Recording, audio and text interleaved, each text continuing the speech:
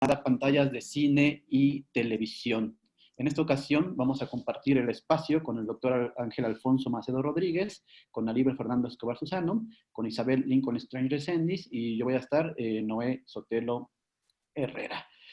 Vamos a hacer la siguiente dinámica para los que no nos escucharon. Vamos a pasar, cada uno de los ponentes va a dar su exposición, que va a durar unos 20 minutos, y vamos a dejar las preguntas y las respuestas para el final de las sesiones, que será más o menos por ahí de las 1:50 de la tarde, si cumplimos con los tiempos estimados. ¿Ok?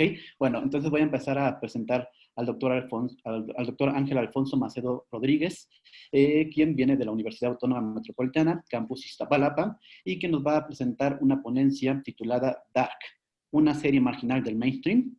El doctor Ángel Alfonso Macedo Rodríguez es doctor en teoría literaria por la Universidad Autónoma Metropolitana, Campus Iztapalapa, es profesor investigador de la licenciatura en Letras Hispánicas de la misma institución y ha publicado artículos de investigación sobre la obra de Piglia, Saer, Puig, Pacheco, Arreola, Pitol, Reyes y Cortázar en revistas especializadas.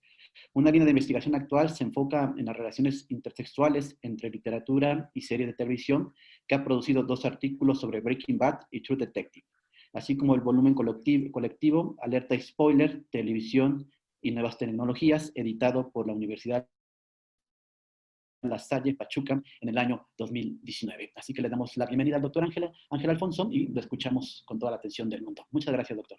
No, muchísimas gracias a ustedes y muchísimas gracias también al comité de este congreso de Sepancine por la aceptación de esta ponencia, de esta comunicación, que bueno, quiero compartir con todos ustedes.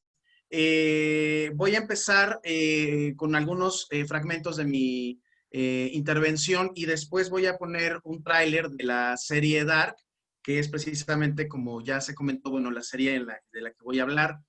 Y bueno, espero que se pueda ver bien ese video. Voy a empezar entonces. Muchísimas gracias a todos.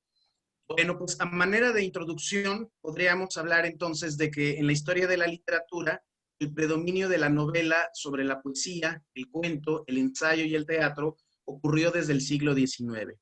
Aún está vigente en el contexto de la industria cultural.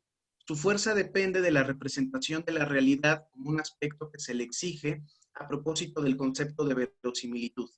En el caso de las series de televisión, aunque exista una gran variedad de opciones creadas por las grandes corporaciones que han inventado otros subgéneros dirigidos a un sector específico, como la opción series de terror para adolescentes, por ejemplo, el impacto mediático y el contexto de recepción siguen manteniendo al género drama en la TV y el cine como el más importante. Basta mencionar las series Breaking Bad, Los Soprano, Mad Men y, recientemente, Better Call Saul, Chernobyl y Ozark para recordar el predominio de series realistas que se opone de manera frontal a obras del género fantástico, terror y ciencia ficción como The Handmaid's Tale, Lovecraft Country o Dark. Por supuesto, estas obras, aunque basadas en obras literarias, siguen siendo consideradas menores o marginales, pero existen notables excepciones que trascienden su categoría, son reconocidas, por lo menos en algunos de sus aspectos, por los estudiosos y el público en general. Mi acercamiento a Dark contempla esta lectura. Bueno, vamos a empezar con un pequeño apartado, con otro apartado después de este momento introductorio. Se llama Dark y la historia del tiempo, y comienzo con un epígrafe de Johannes Cambesis, de su libro Animadversiones. Dice ahí: según es fama, nada no es inferior a Dios Hijo. Creado el Hijo, el Padre le preguntó: ¿sabes cómo hice para crearte? Contestó el Hijo: imitándome. ¿Sí? Bueno, esta cita, este epígrafe, está tomado de un cuento de una antología de Borges y Bioy Casares que se llama Cuentos breves y extraordinarios. Y bueno, comienzo. La serie alemana Dark, dirigida por Baran-Bo Odar y coescrita con Janji Frisi, es una obra de 26 capítulos dividida en 3 temporadas. La primera se estrenó a finales de 2017, la segunda en junio de 2019, la tercera en junio de este año. Mantiene una relación explícita con la literatura de ciencia ficción, el género fantástico y el terror. Desde luego, no basta con afirmar que tiene relación con los géneros mencionados solamente porque las referencias textuales en los epígrafes de algunos capítulos y las citas textuales que se incorporan a los diálogos sugieren que se trata de una obra dirigida a un público adulto o joven, pero con referencias culturales basadas en estudios humanísticos. Se trata, antes que nada, de los procedimientos narrativos que enmarcan el relato, así como del empleo de diversas figuras retóricas y poéticas, como la paradoja, fundamental en el eje narrativo de Dark, que contribuyen a las operaciones semióticas de la obra. En Binden, un pueblo alemán que vive de los empleos que otorga su planta nuclear, cada 33 años ocurre una serie de acontecimientos que la mayoría se niega a aceptar. La historia comienza en 2019 con la desaparición misteriosa de Mikkel, un niño de 11 años. 33 años antes, el padre de Mikkel, Ulrich Nielsen, había perdido a su hermano menor en condiciones similares. Todas las luces y los aparatos electrónicos fallan, los pájaros mueren al caer aturdidos al suelo. Hay ruidos estruendosos y metálicos expelidos de las cuevas que se encuentran debajo de la planta nuclear. Todo está construido para producir un efecto de extrañamiento en los espectadores y crear una tensión narrativa que va del presente al pasado y al futuro. La segunda temporada tiene un arco narrativo que se expande a 2052 y 1920. La tercera llega hasta 1887 y 1888. En su viaje en el tiempo, Mikkel llegará al año 1986 y ante su fallido intento de volver, será adoptado por la enfermera que lo atiende, se casará y tendrá un hijo. Jonas Kandal, uno de los protagonistas de la serie. De este modo, el niño Mikkel se transformará en el hombre Michael que, de lejos, tendrá noticias de su nacimiento. La historia de Mikkel no es la única ni la más importante. Las acciones también se concentran en Jonas, que sufre el suicidio de su padre Michael unos meses antes de la desaparición de Mikkel. Al conocer las razones del suicidio, viajará al pasado para intentar cambiar el presente. Los personajes de Dark pertenecen a 4 o 5 familias de Binden, están relacionadas por el odio, el deseo y el silencio. La trama de la primera temporada también se enfoca en Helge Doppler, cómplice de las desapariciones y asesinatos de varios de niños varones, en Ulrich, quien también viaja al pasado para intentar evitar la desaparición de su hijo. En la segunda temporada, las acciones se detienen en otros personajes que aparentemente no tenían una función protagónica, pero que sorpresivamente adquieren relevancia, como Claudia Tiedemann, directora de la planta nuclear en 1986, que desaparece y se convierte en una viajera del tiempo. Bueno, voy a hacer ahí entonces una pequeña pausa en esta lectura. Voy a compartir la pantalla para que podamos entonces ver el tráiler de Dark, que corresponde precisamente a la primera temporada. Va para allá. ¿Ya lo ven? Gestern, heute Morgen folgen sich auf. Ja. Sie sind in einem ewigen Kreis miteinander verbunden.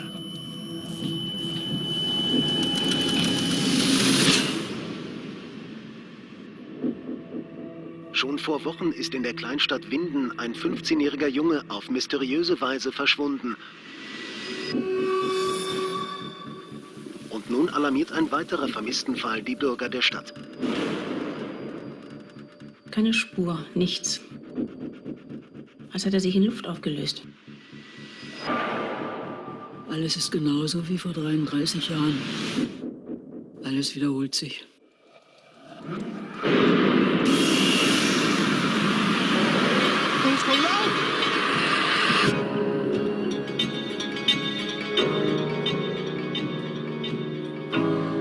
Diese Stadt ist krank.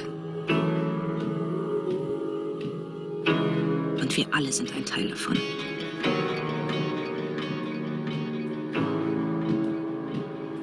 Unter uns ist ein Mörder.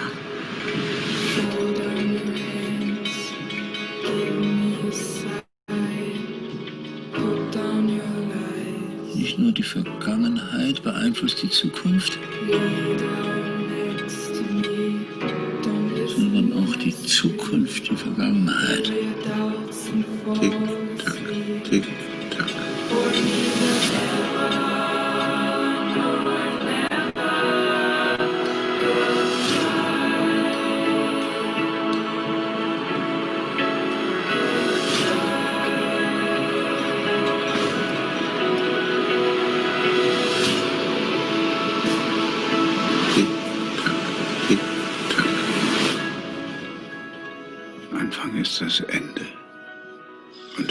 erst der Anfang. Bien, pues bueno, vamos a volver entonces al texto.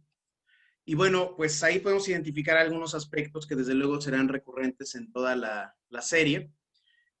Bueno, la frase sobre la unión de pasado, presente y futuro, expresada por el personaje H.G. Tannhaus, está antecedida en el primer minuto del primer capítulo de la primera temporada por un epígrafe que remite a Albert Einstein: el tiempo lineal es una ilusión.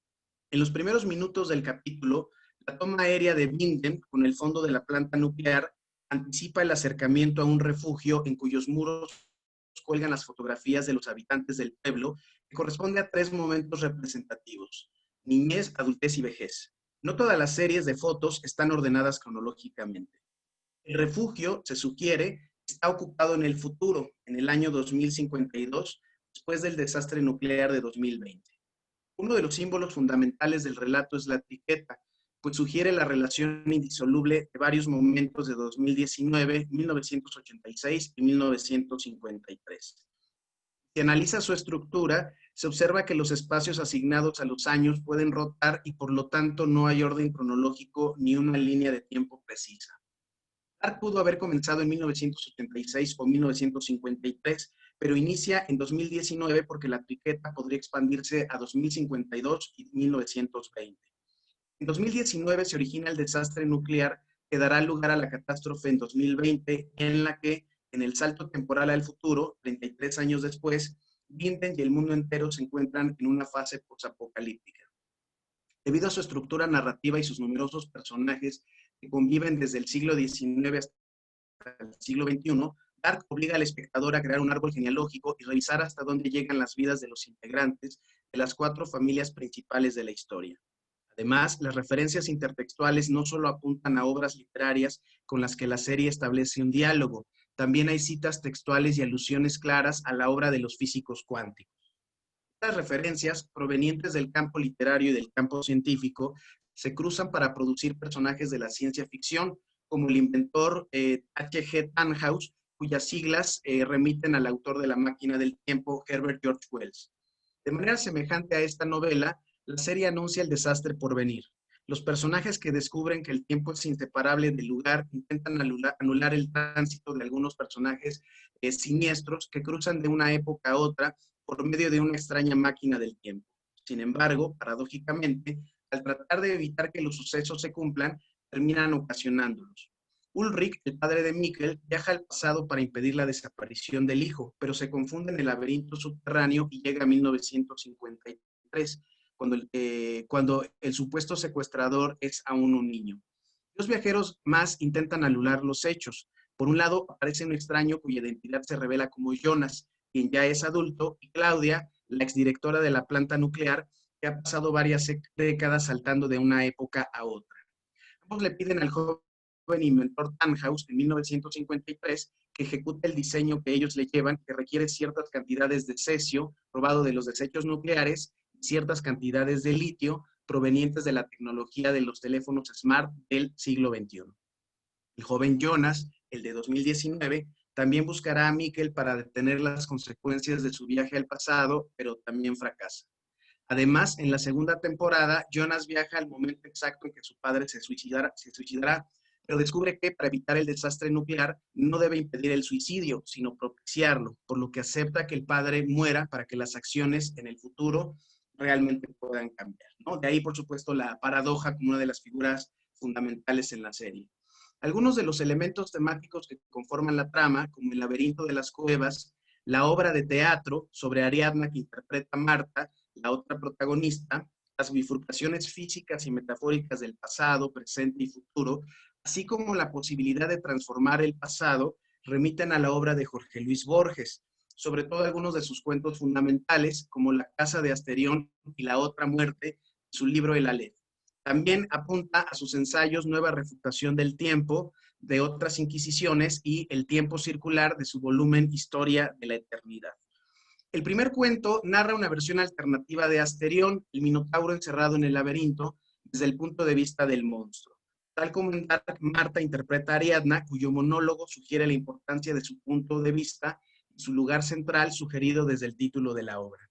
El segundo cuento de Borges, La otra muerte, narra la historia de Pedro Damián, cuyo fallecimiento por enfermedad pulmonar es anulado cuando logra cambiar el pasado y muere heroicamente en el campo de batalla, suceso que solo el narrador personaje Borges percibe. En la ficción fantástica, esos saltos temporales sí pueden alcanzarse para cambiar el destino. No es gratuito, así que Tannhaus, en un impulso verbal borgiano aparentemente involuntario, afirma: no solo el pasado influye en el futuro, también el futuro influye en el pasado. De manera complementaria, podemos afirmar que los ensayos de Borges forman parte de su ficción especulativa. Nueva refutación del tiempo es una disertación desde la filosofía idealista de George Berkeley, quizá el filósofo menor favorito del autor de la Aleph, y puede ser leída como una variante ensayística de sus cuentos. Justamente los argumentos poco ortodoxos de Borges se apoyan, además de Berkeley y Schopenhauer, en narraciones propias y ajenas. En el primer caso, Borges se cita a sí mismo en la reproducción íntegra de una fantasía juvenil de 1928. Se trata del relato Sentirse en muerte de El idioma de los argentinos. El autor imagina o fantasea con una época anterior, en las orillas de Buenos Aires, antes de la llegada de la modernidad a la capital. Esta autorreferencia le sirve para reflexionar sobre el tiempo y aterrizar su exposición en el célebre relato de Chuang Tzu, traducido por Herbert Allen Giles en 1889 o atribuido a este. Según Borges, Chuang Tzu, cito, hará unos 24 siglos, soñó que era una mariposa y no sabía al despertar si era un hombre que había soñado ser una mariposa o una mariposa que ahora soñaba ser un hombre. Fin de cita. La confusión del personaje forma parte de la invención de la realidad, según Berkeley, citado por el escritor argentino. Cito nuevamente. Chuang Tzu soñó que era una mariposa y durante aquel sueño no era Chuang Tzu, era una mariposa. ¿Cómo, abolidos el espacio y el yo, vincularemos esos instantes a los del despertar y a la época feudal de la historia china? Ello no quiere decir que nunca sabremos, siquiera de manera aproximativa, la fecha de aquel sueño. Quiere decir que la fijación cronológica de un suceso, de cualquier suceso del orbe, es ajena a él y exterior. Fin de cita. Dark propone una lectura metafísica de la identidad a través del paso de los años, de la transmisión de las enfermedades físicas y psicológicas y de la imposibilidad de anular el pasado. Paradójicamente, nadie puede evitar que se cumpla el destino. Mikkel viajará al pasado a los 80, época en la que sus padres son adolescentes y se queda a vivir no ahí, sino entonces. Claudia, Jonas adolescente, Jonas adulto, Ulrich y Mikkel no pueden evitar su destino. Tuve un déjà vu, dice Marta, como si todo esto ya hubiera pasado, como un mensaje del más allá, ¿no? Estas palabras, pronunciadas en el primer capítulo de la primera temporada, se relacionan con el relato de Chuang Tzu que la abuela de Jonas le cuenta a este cuando recibe la carta póstuma de su padre. La imposibilidad de cambiar el destino de los seres humanos lleva a algunos personajes a pensar en una estructura circular del tiempo. Todos los males se repiten y se repetirán. Por eso, el epígrafe de Shakespeare del 8º capítulo de la primera temporada, el infierno está vacío y los demonios están aquí. El pesar del ser humano, para Borges, consiste en vivir. Solo la muerte dará alivio al hastío y el agotamiento permanentes, lo que propone Adam en su intento de destruir ambos mundos. Sin embargo, si la estructura circular del tiempo sugiere que todo volverá a ocurrir, entonces el ser humano está atrapado de manera definitiva en el tiempo-espacio, condenado a repetir los mismos actos y padecer los mismos problemas y dolores. Desde luego, las referencias del tiempo circular, el ensayo de Borges, se remontan a la época clásica, en especial a Platón, y aterrizan en Nietzsche, ¿no? Recordemos que en la serie, además, bueno, aparece una frase en latín, sic mundus creatus est, que desde luego también remitiría al mundo clásico. Bueno, en Dark todo vuelve a empezar, tal como queda de manifiesto en la repetición de las mismas escenas. En la tercera temporada se suceden muy rápidamente, se repiten y se suceden como un modo de sugerir que todo vuelve a iniciar sin que los personajes lo noten, solo tengan déjà vus ocasionales, ¿no? Y obviamente también en una alusión al Timeo de Platón citado por Borges. El primer argumento de este ensayo que Borges describe es astrológico, todo volverá a suceder.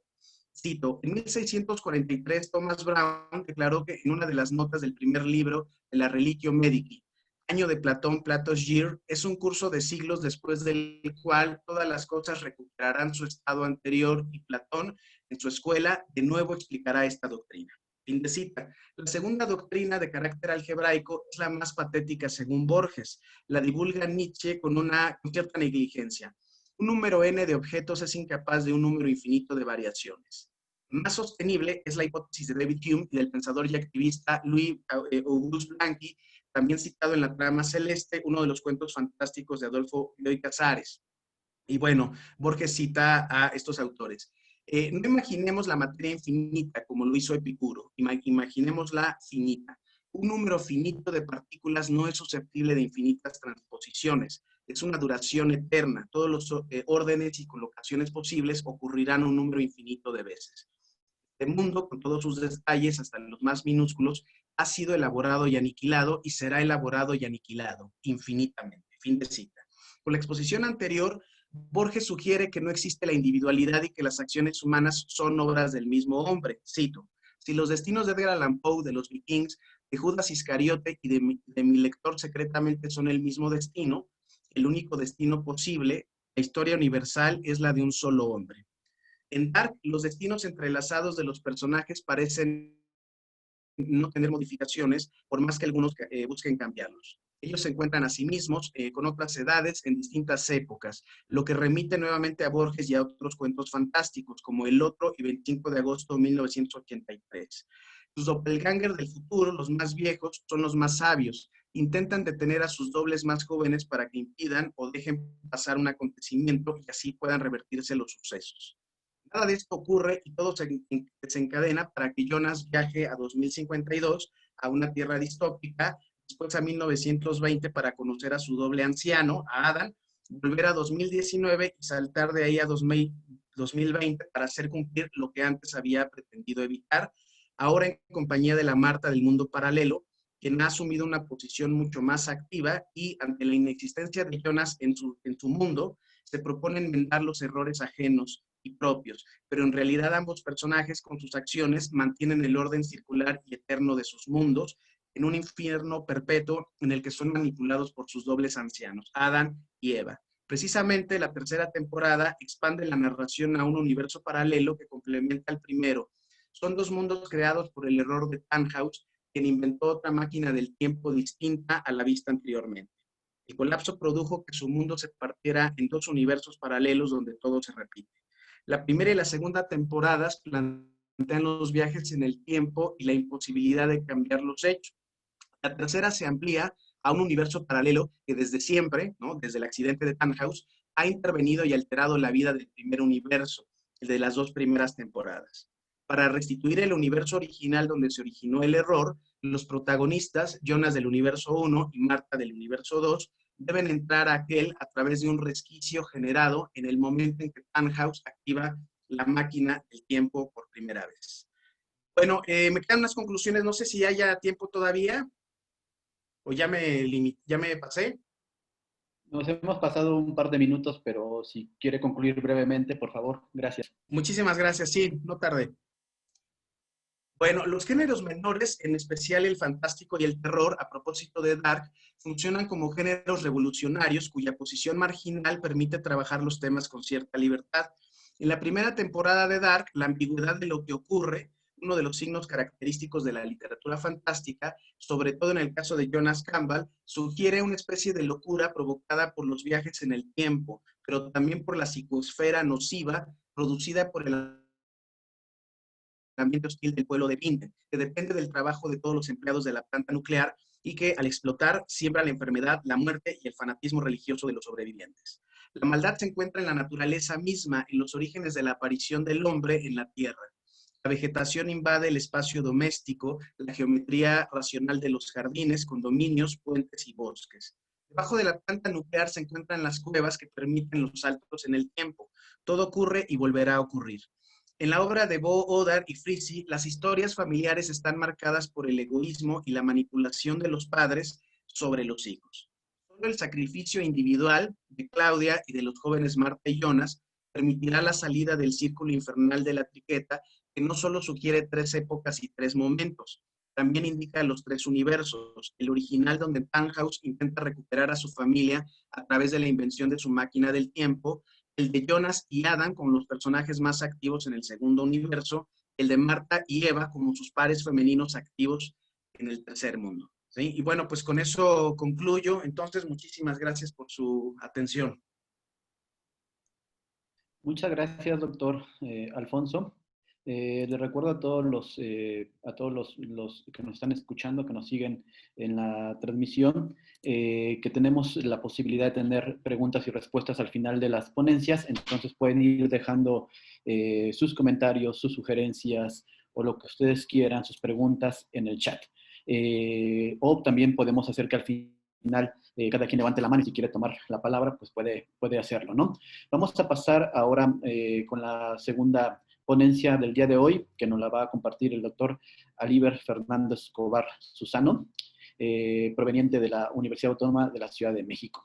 Su ponencia se titula ¿Qué tipo de arte cabe en las pantallas chicas? Una disertación sobre la estética del espectáculo en tiempos de streaming. Alíber es profesor, investigador y ensayista, cuya línea de investigación son las siguientes: etos en el eros griego, ética del sujeto en psicoanálisis lacaniano, ética, estética y política en el cine de Michael Haneke, y también es responsable del Centro de Investigación en Teoría y Análisis Cinematográfico de la UACM. También, asimismo, es coordinador del Centro Lacaniano de Investigación en Psicoanálisis de la también Universidad Autónoma de la Ciudad de México. Muchas gracias, Alíber, por compartirnos tu investigación, así que los dejo con él. Adelante, Alíber. Muchas gracias.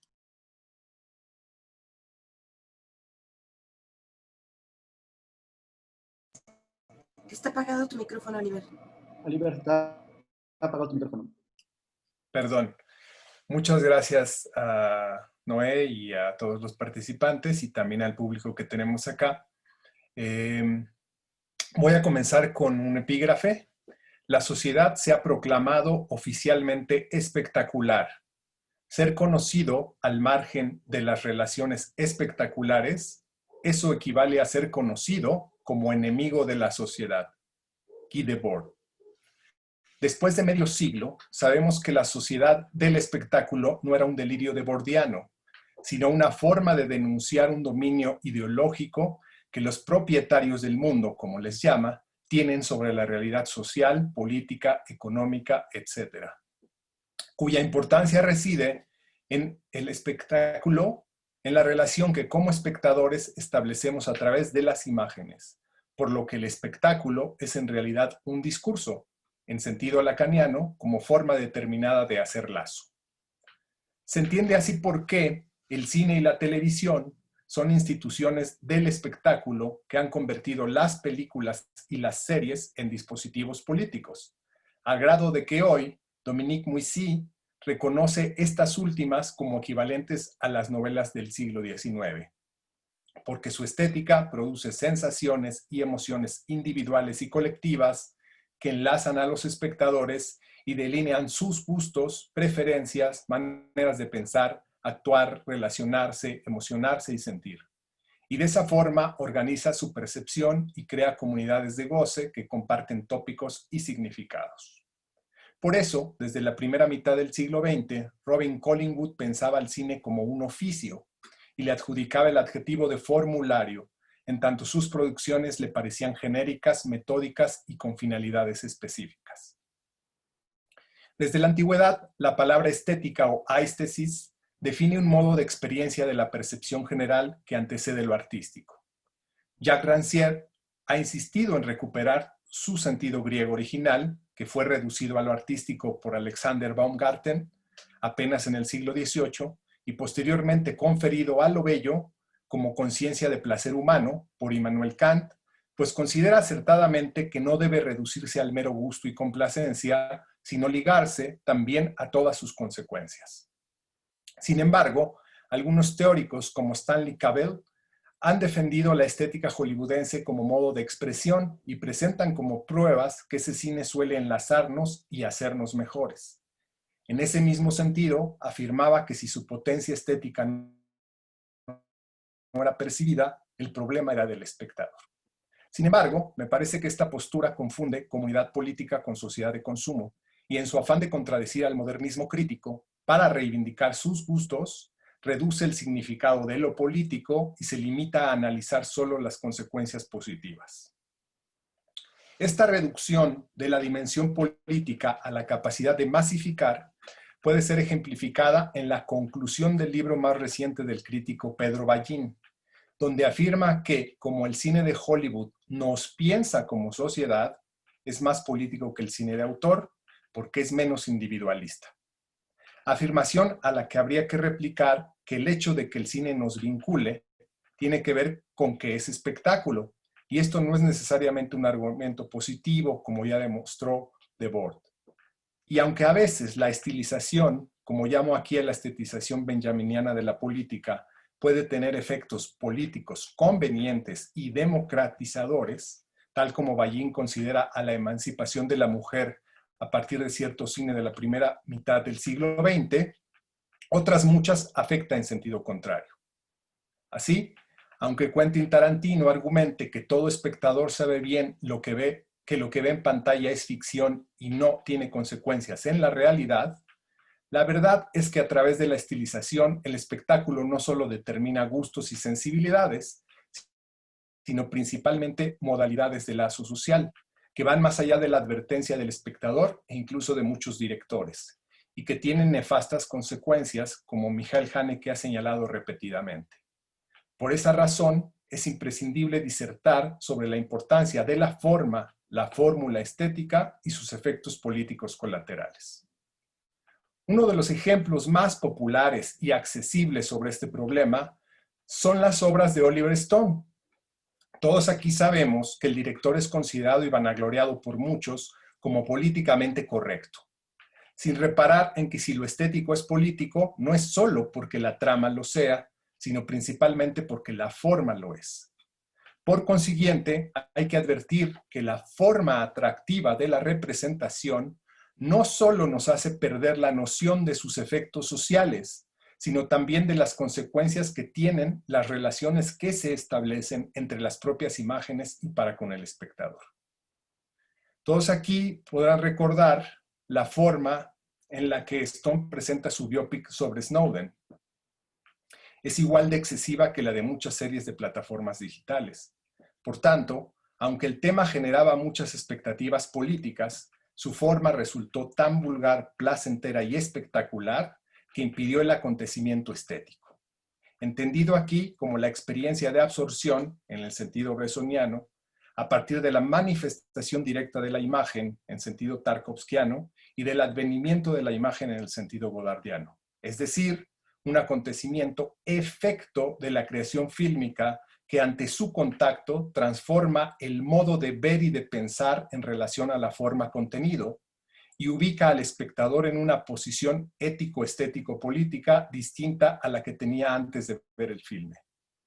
Por consiguiente, como forma es fondo, los excesivos ornamentos estéticos de Snowden no contribuyen a formar una conciencia crítica ni una advertencia ética sobre la grave situación que la película expone, ni valen el tiempo que el director dedicó a una de las cosas más difíciles que ha hecho, como él dice, por el tipo de investigación y el riesgo que implicó.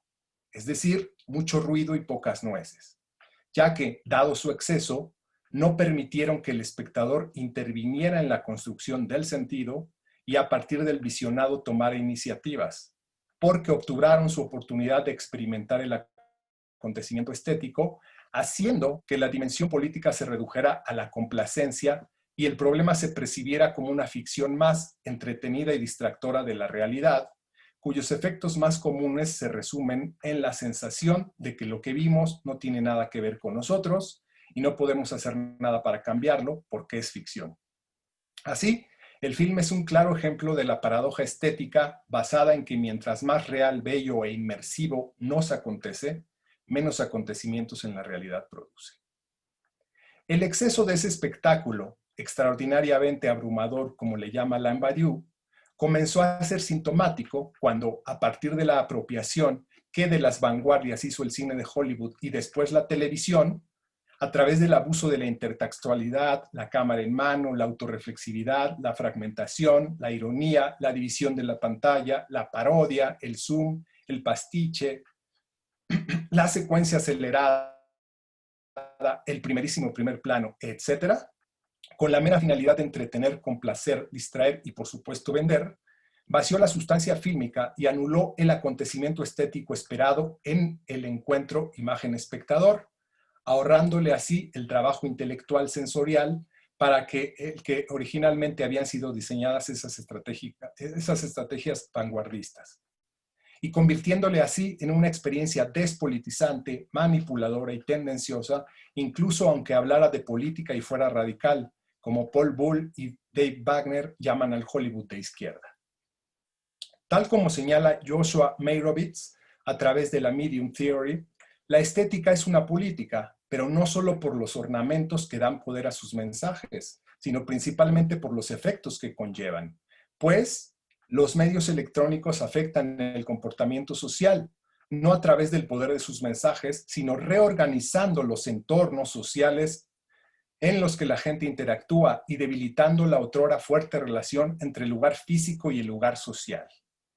Y lo más importante es que esa reorganización, que se da a través de una bella forma que produce placer visual, corporal y psíquico, y que desestima o no se advierte sobre sus efectos perniciosos en la sociedad, como han mostrado Mulvey, Menkes y muchos otros, también es responsabilidad del espectador. Por consiguiente, justo porque reconozco que la estética es una de las cualidades políticas más importantes del espectáculo y que el espectador es responsable de su eficacia al potenciarla a través de su consumo y materializarla en sus lazos, sé que el problema es muy complejo, porque requiere el reconocimiento de la implicación, la responsabilidad y la agencia.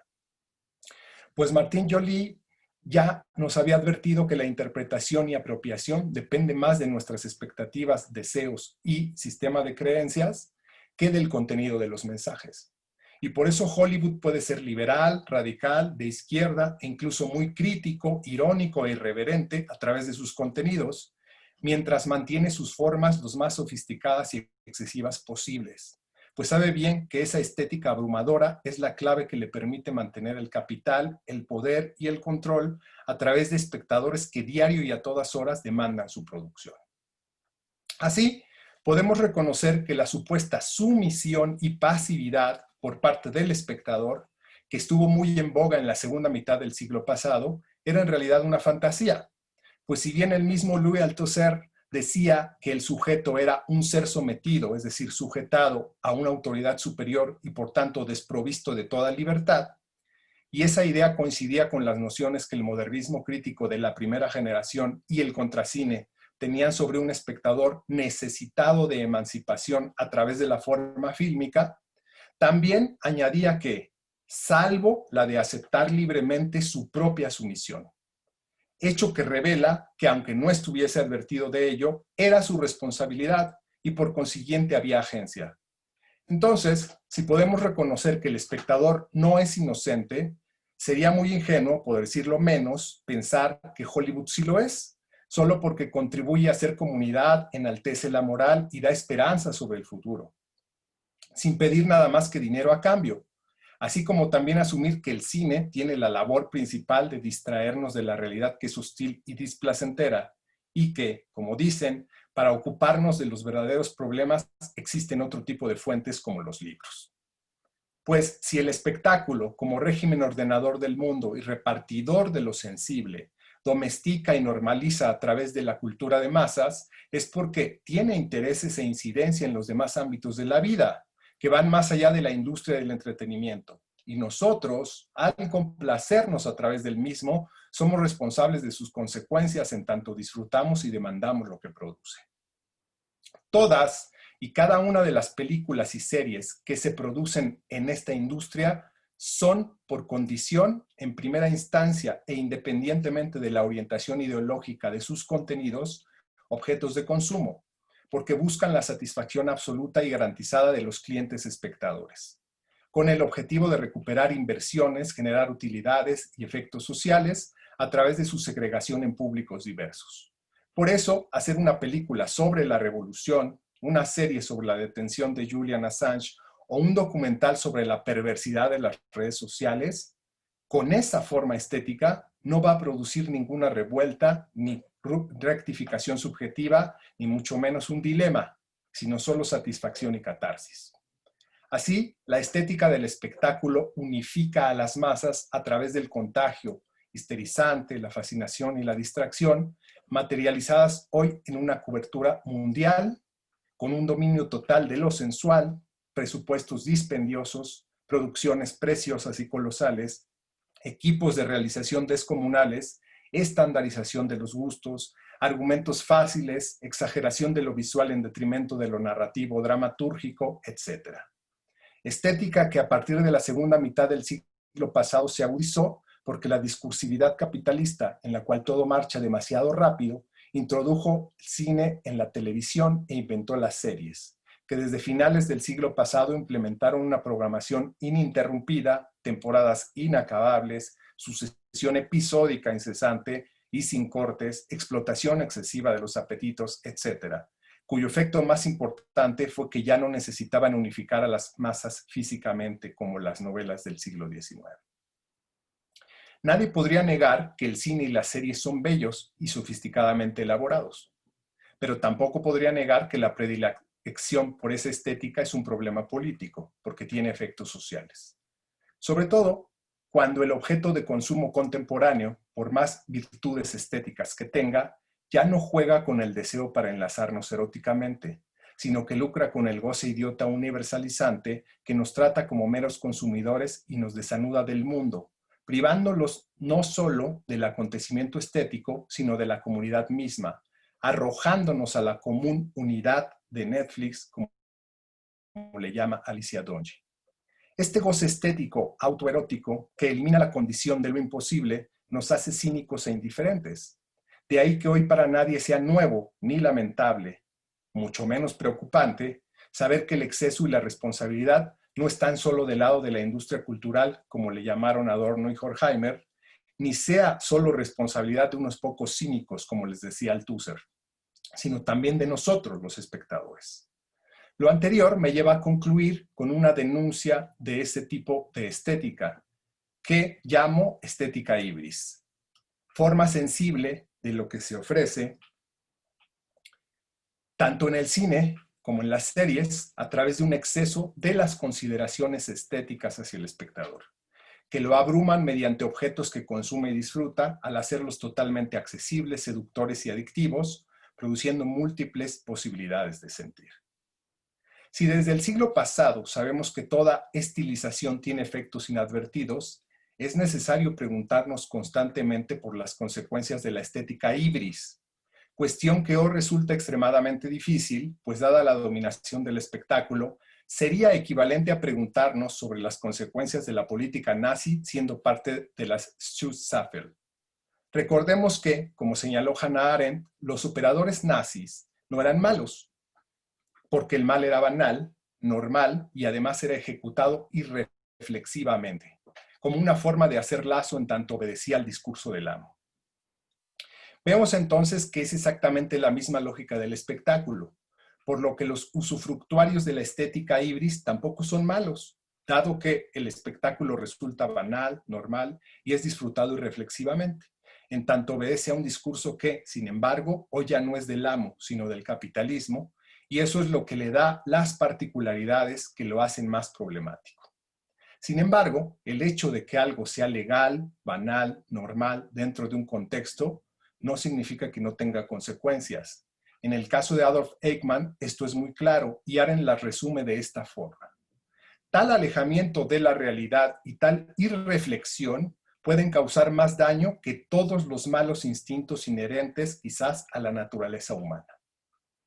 Por consiguiente, hacer otra disertación sobre las consecuencias que tiene consumir y disfrutar irreflexivamente una estética en nuestra época es imprescindible, sobre todo porque, como hoy somos dominados por el discurso capitalista, ya no nos importa saber ni responder ante nada, en tanto nuestro cinismo, producto de la ausencia de lazo, nos hace totalmente indiferentes a las consecuencias que gozar de esa estética ibris produce en los demás.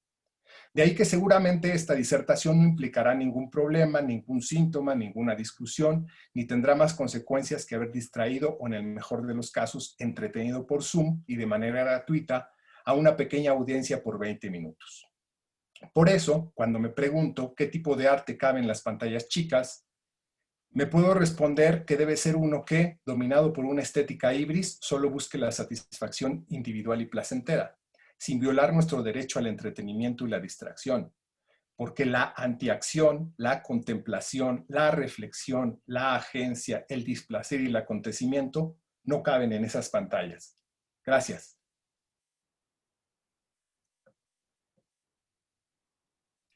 Muchas gracias, Oliver. Como siempre, muy interesante tu ponencia. Espero que haya tiempo para espacio de las preguntas y las respuestas, porque supongo que el público, los espectadores que nos están escuchando, que te escucharon, probablemente tengan muchas preguntas que hacerte al respecto, ¿no? Así que los invito a que si quieren hacer alguna pregunta, las vayan poniendo en el chat que tenemos abierto para todos, o si no, al final de las ponencias, repito, pueden ustedes levantar su mano para poder preguntar o hacer comentarios sobre lo que han escuchado a los ponentes del Congreso.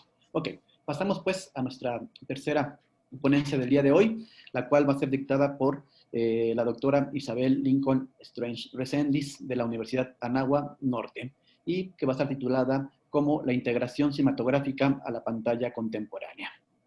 Isabel Lincoln Strange es doctora en Ciencias Políticas y Sociales en la línea de Comunicación y Cultura por parte de la Facultad de Ciencias Políticas y Sociales de la UNAM. Es profesora investigadora de la Licenciatura en Comunicación y el Centro de Investigación en Comunicación Aplicada, CICA, de la Universidad Anáhuac Norte.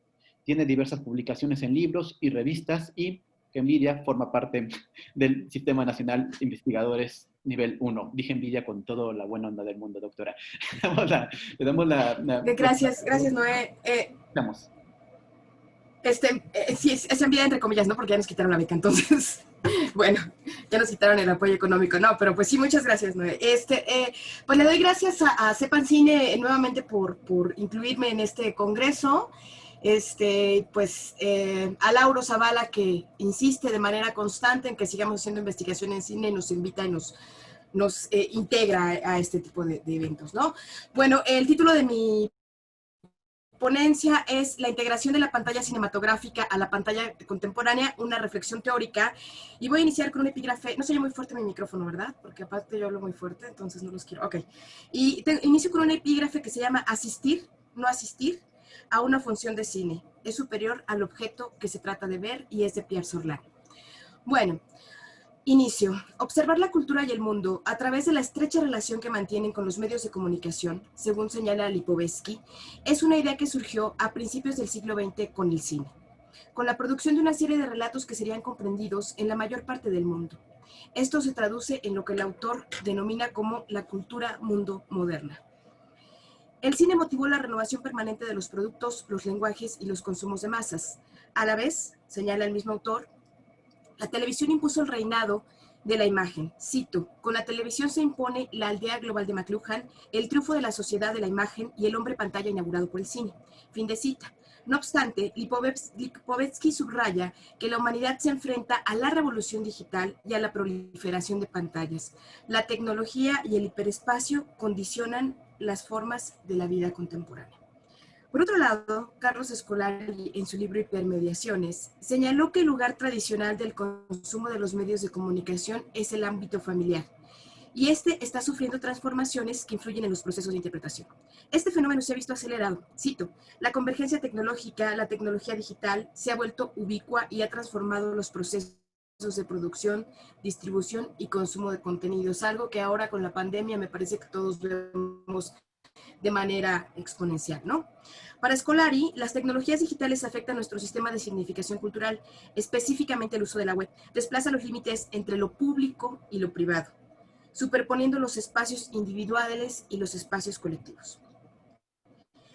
Las hipermediaciones se definen como, cito, una trama de procesos de intercambio, producción y consumo simbólico que engloba una gran cantidad de sujetos, medios y lenguajes interconectados, fin de cita, que funcionan a través del hiperespacio.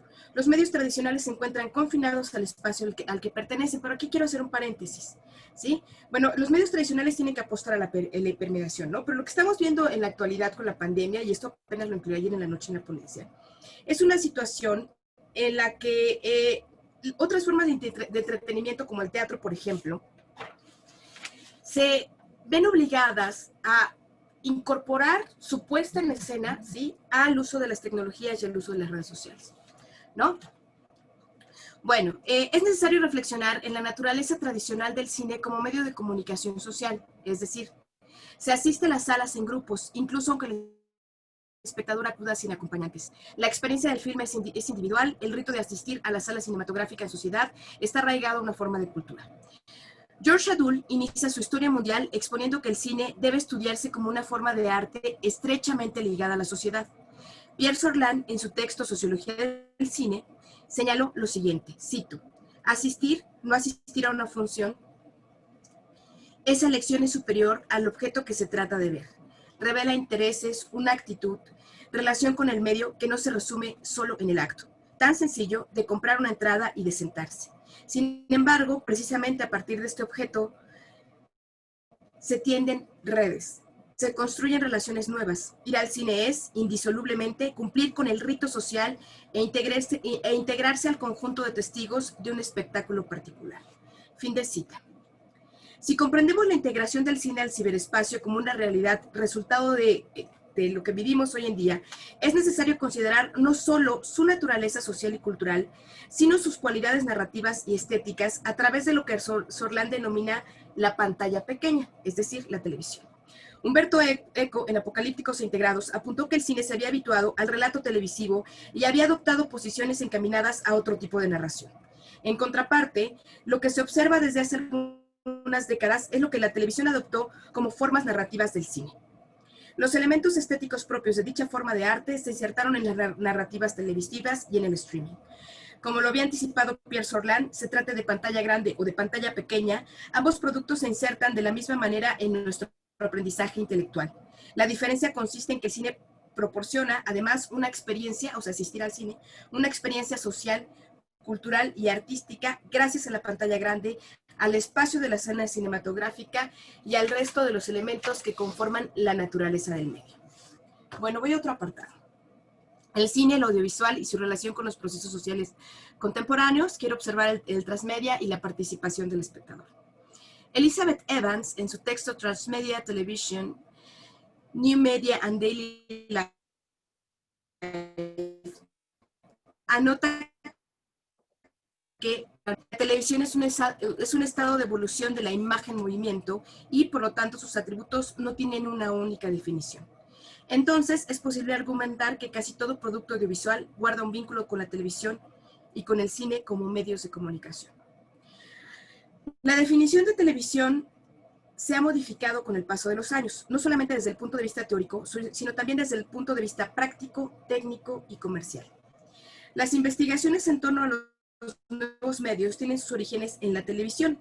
De hecho, el término televidente o receptor generalmente es utilizado por los teóricos como un sinónimo, ya ha sido reemplazado con el paso de los años por el de usuario, etc. El sujeto que accede a un medio a través de un dispositivo que no es el objeto tradicional en sí, es decir, podemos acceder al filme a través de ¿no? O a través de una tablet o a través de cualquier otro. Si reflexionamos en la definición de usuario de Internet, se trata de un sujeto que es más activo y participativo que el espectador televisivo. Sus inquietudes en torno al medio incluyen los modos y condiciones del Internet. Esto aunado a su relación primigenia con los medios de comunicación, con los medios tradicionales de comunicación. El vuelco de lo digital ha generado una importante reflexión en torno a la naturaleza del cine y de la televisión. Sin duda alguna, las audiencias responden a los cambios por los que han pasado estos medios. Noel Carroll ofrece dos aproximaciones en torno a la definición de televisión. La primera, la naturaleza ontológica de la televisión que se encuentra en su relación a partir de su relación con el cine, y la segunda es un estado de evolución de la imagen-movimiento y por lo tanto sus atributos no tienen una única definición. O sea que prácticamente cualquier producto audiovisual lo podríamos considerar televisión. Los estudios académicos se han enfocado en diversas vertientes relacionadas con el estudio de la televisión, su uso doméstico y su uso familiar, ¿no? Los usos subculturales, perdón, su uso doméstico y familiar, y el segundo serían los usos subculturales de los programas específicos de la televisión, a partir de lo que apunta Elizabeth Evans, a partir de la escuela de Birmingham. Es decir, no podemos sustraer los productos audiovisuales de su relación con el contexto histórico y es necesario observarlos como generadores de cultura. Por ejemplo, Netflix, que cuenta con un amplio número de suscriptores, ofrece productos que pertenecen a canales de televisión y se transmiten, pensemos en la televisión estrechamente relacionada con el broadcasting, y se transmiten, o las pueden acceder a ellas un gran número de suscriptores, tanto de Netflix como de la televisión on demand, ¿no? Piensen en The Walking Dead, How to Get Away with Murder, Downton Abbey, por mencionar solo unos ejemplos. Estos programas y los dispositivos que los hacen posibles han permitido el surgimiento de relatos interrelacionados que obtienen el nombre de narrativas transmedia. La transmedialidad y los movimientos relacionados con los contenidos audiovisuales que cruzan las diversas tecnologías se ha convertido en un elemento fundamental para la permanencia del producto y del medio de comunicación. Si múltiples tipos de contenido están disponibles a través del mismo medio, un televidente que comprendía la definición tradicional de televisión tiene que enfrentarse a una nueva definición sin lo que conocía como el broadcasting.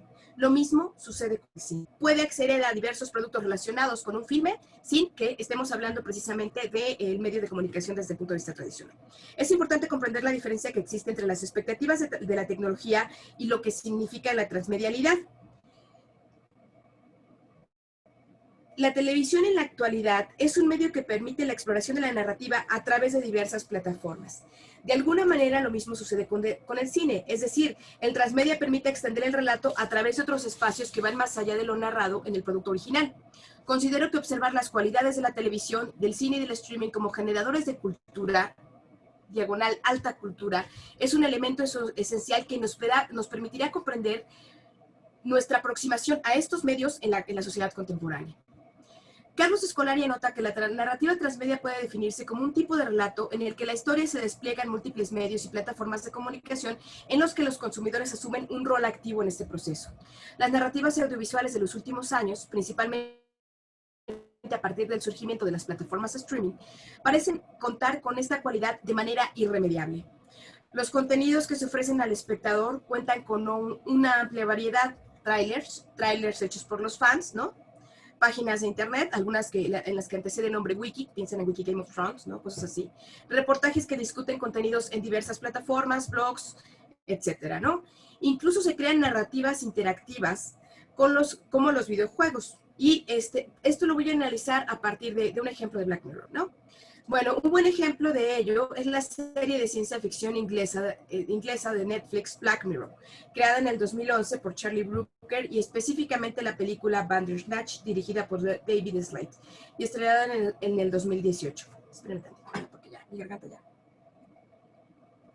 Esta permite al espectador tomar un papel participativo en el desarrollo de la historia, debido a que puede contribuir en las decisiones sobre las acciones que realiza el protagonista del relato, tal como sucede con la interacción del videojuego. La condición del protagonista, como un desarrollador del mismo videojuego, lo que incluye un metarrelato, ¿no? Establece una serie de metarrelatos que determinan el giro de la historia, tanto para el personaje como para el espectador, en donde la toma de decisión es la que ordena la trama y el desenlace positivo o negativo de la acción. Para quienes no conocen Black Mirror Bandersnatch, estoy aquí checando mi tiempo, ¿no? Les voy a compartir el link, el trailer.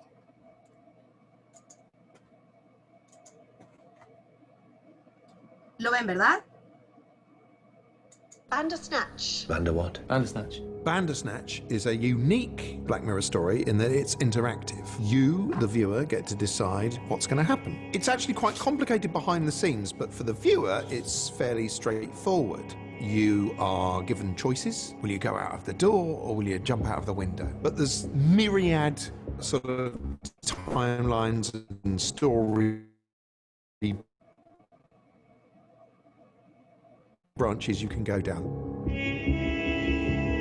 Netflix asked us if we'd be interested in doing an interactive story. I knew I wanted to do another period episode, and I thought, well, what if you're controlling somebody in the past? So it kind of spiraled from there.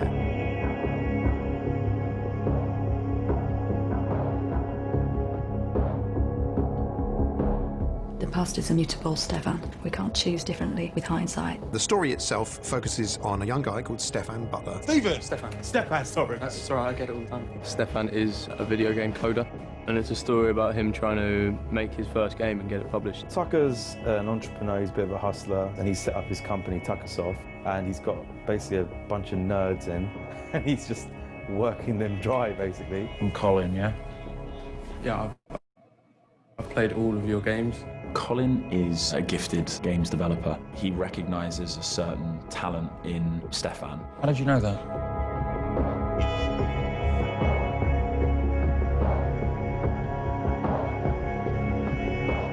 It was very challenging at every stage. There were points where, in working stuff out, it got like trying to do a Rubik's Cube in your head, and I had to literally get up from my desk and kind of walk around the house holding my head. It was a new experience producing this film. I remember midway through the first day, literally ripping up the call sheet and the running order and going, okay, we need to do this a different way. Then you've got the actors having to keep track of where their character is, bearing in mind that the previous morning they may have played themselves in a different timeline. It's really hard to get your head around which scenes you're doing because there's just so many. Sometimes I'd be delivering what I thought was version 3 of the dialogue, and I can see the actor opposite me giving me the eyes of, say, that's version 4, mate. As you watch or play, you kind of become part of the story yourself. The interactive element was core. It was adding a whole other conceptual value. There's all sorts of different narrative paths, and they could lead you in this direction or that. Or they can even lead you in a great big loop all the way back to the very beginning. Bandersnatch. Bander what? Bandersnatch. Bandersnatch is a unique Black Mirror story in that it's interactive.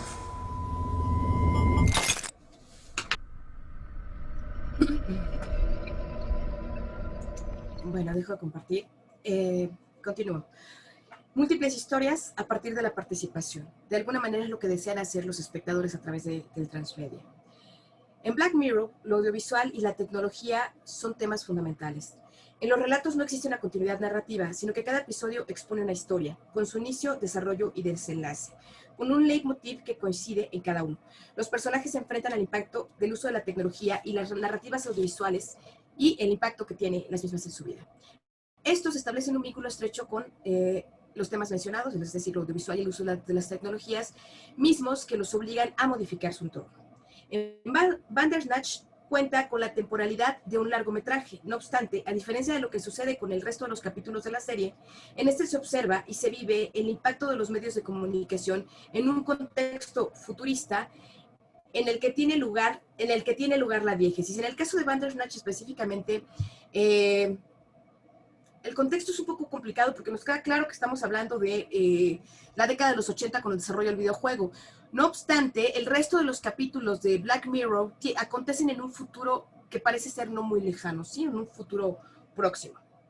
De hecho, pareciera que las posibilidades de un final afortunado en prácticamente todos los episodios no son posibles, de tal manera que el mundo de dependencia y fatalidad que condiciona nuestra relación con la comunicación audiovisual impacta en la realidad cotidiana del espectador de Black Mirror, a través de Bandersnatch, en la forma en la que el público se va encaminando a la realidad misma que presenta el resto de la serie.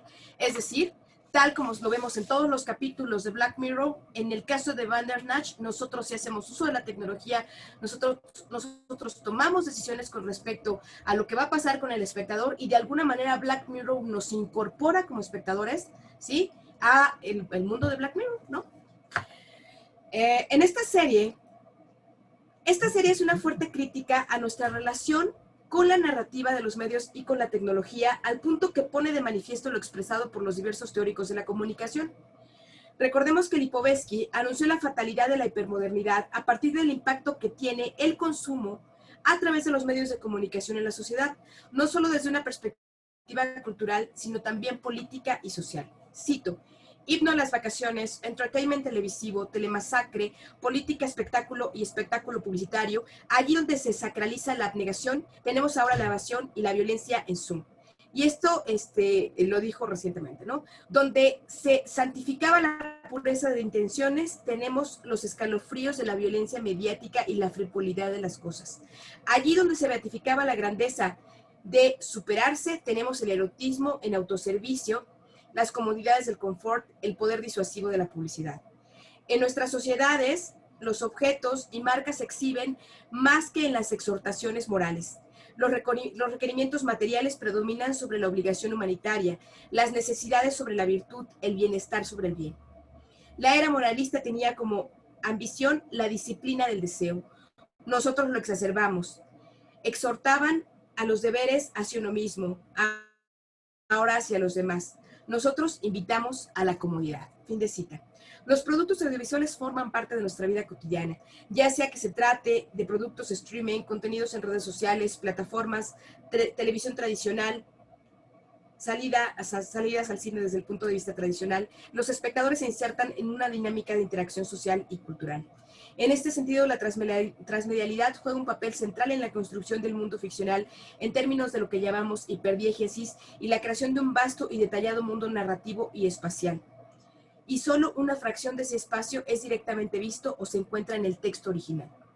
Los relatos transmedia proveen partes del texto que no están disponibles a través de los episodios televisivos, a través de las películas cinematográficas. Además, ofrecen una visión ficcional que complementa la televisiva y la cinematográfica y que permite múltiples mundos a través de otras ficciones. El transmedia implica la creación de un sistema de intercambio cultural, incluso artístico, que tiene un impacto en nuestro contexto histórico. Y digo incluso artístico porque el transmedia implica la creación de relatos animados, de pinturas, ¿no? De esculturas, de exposiciones artísticas de diversos tipos que se relacionan con un producto audiovisual en particular. Bueno, voy a dejarle ahí. Voy a cerrar rápidamente, ya llevo 19 minutos, me queda un minutito, y voy a leer rápidamente mi conclusión.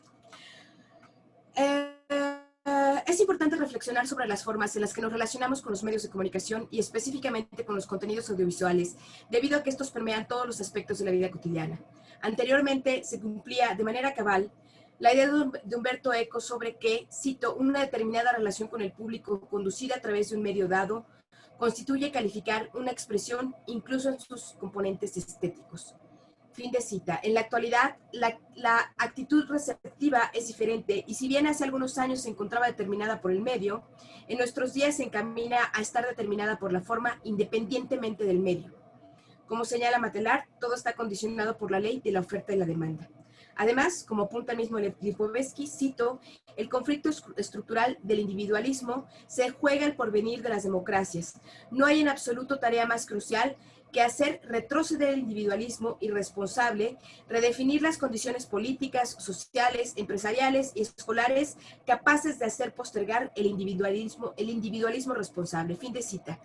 Sin embargo, pareciera que las políticas en torno a la producción, consumo y comercialización del audiovisual se inclinan cada vez más por la individualización sin control, principalmente en los países como nosotros, que estamos en vías de desarrollo y condenados, como dicen los sociólogos latinoamericanos, al subdesarrollo. Y hasta ahí le dejo, Noé.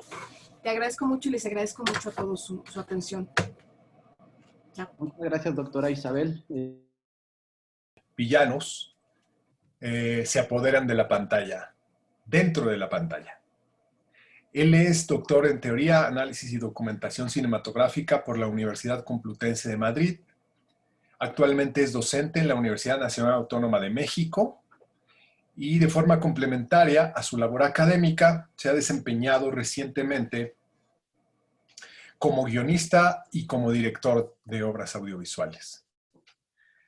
También realizó una estancia postdoctoral en la UAM de Xochimilco y trabajó en varios medios, entre ellos el periódico Reforma, y ha participado en congresos internacionales. Sus investigaciones se han publicado o publicarán en revistas y libros académicos. Bueno, entonces le doy la palabra a Noé. Muchas gracias, Aliber. Muchas gracias a todos por estar aquí en el congreso. Creo que es la primera vez que tenemos más de 50 asistentes en un congreso. ¡Qué emoción! Aunque qué nervios también, ¿no? Hablar ante tanta gente, aunque no nos veamos, llega el nervio. Bueno, voy a empezar con un mito. Cuando Perseo decidió matar a la Medusa, aquella gorgona de horrible aspecto cuya mirada petrificaba a los seres vivos, recibió un consejo de Atenea. La diosa le dijo que siguiera los movimientos del monstruo a través de un escudo brillante que ella misma le regaló. Perseo siguió el consejo y consiguió lo que nunca antes nadie había podido. vencer a esta figura del mal a la que decapitó con la hoz de Hermes. Una posible moraleja del famoso mito griego es que no vemos ni podemos ver los horrores reales porque nos paralizarían con un terror cegador, y que solo sabremos cómo son esos errores reconstruyendo o construyendo imágenes que nos puedan dar su verdadera apariencia. En este sentido, buena parte de la industria de Hollywood y de la industria mundial de cine ha funcionado como una especie de escudo de Atenea, porque nos ha mostrado a nosotros los espectadores algo que quizá no podríamos imaginar, la maldad producida por nosotros mismos. De tal manera, pues, que el villano siempre en todo relato cinematográfico ha estado ahí. De hecho, si ustedes lo recuerdan, desde aquel disparo de Bronco Bill a la película que pertenece a Asalto y Robo a un tren de Edwin S. Porter, que dirigió en 1903, desde ahí ya estaba presente la figura del mal, el villano. Incluso, si lo pensamos, esta imagen que es sumamente importante para el desarrollo y la génesis de la industria cinematográfica, porque no sé ustedes, bueno, cuento la anécdota rápidamente, que Noel Burch recoge en el Tragaluz del Infinito, nos decía que esta imagen de Bronco Bill disparando a la audiencia y por lo tanto rompiendo la cuarta pared, podría estar bien al inicio de la historia o al final de la historia. De tal manera que el espectador podía ir al cine y podría ver esta película de la siguiente manera. Veíamos a Bronco Bill disparando, después veíamos todo el suceso, toda la historia, que roba, salta del tren y después es abatido. O bien se podría contar la manera en que Bronco Bill roba el tren y finalmente después se veía esta secuencia del villano disparando a la cámara.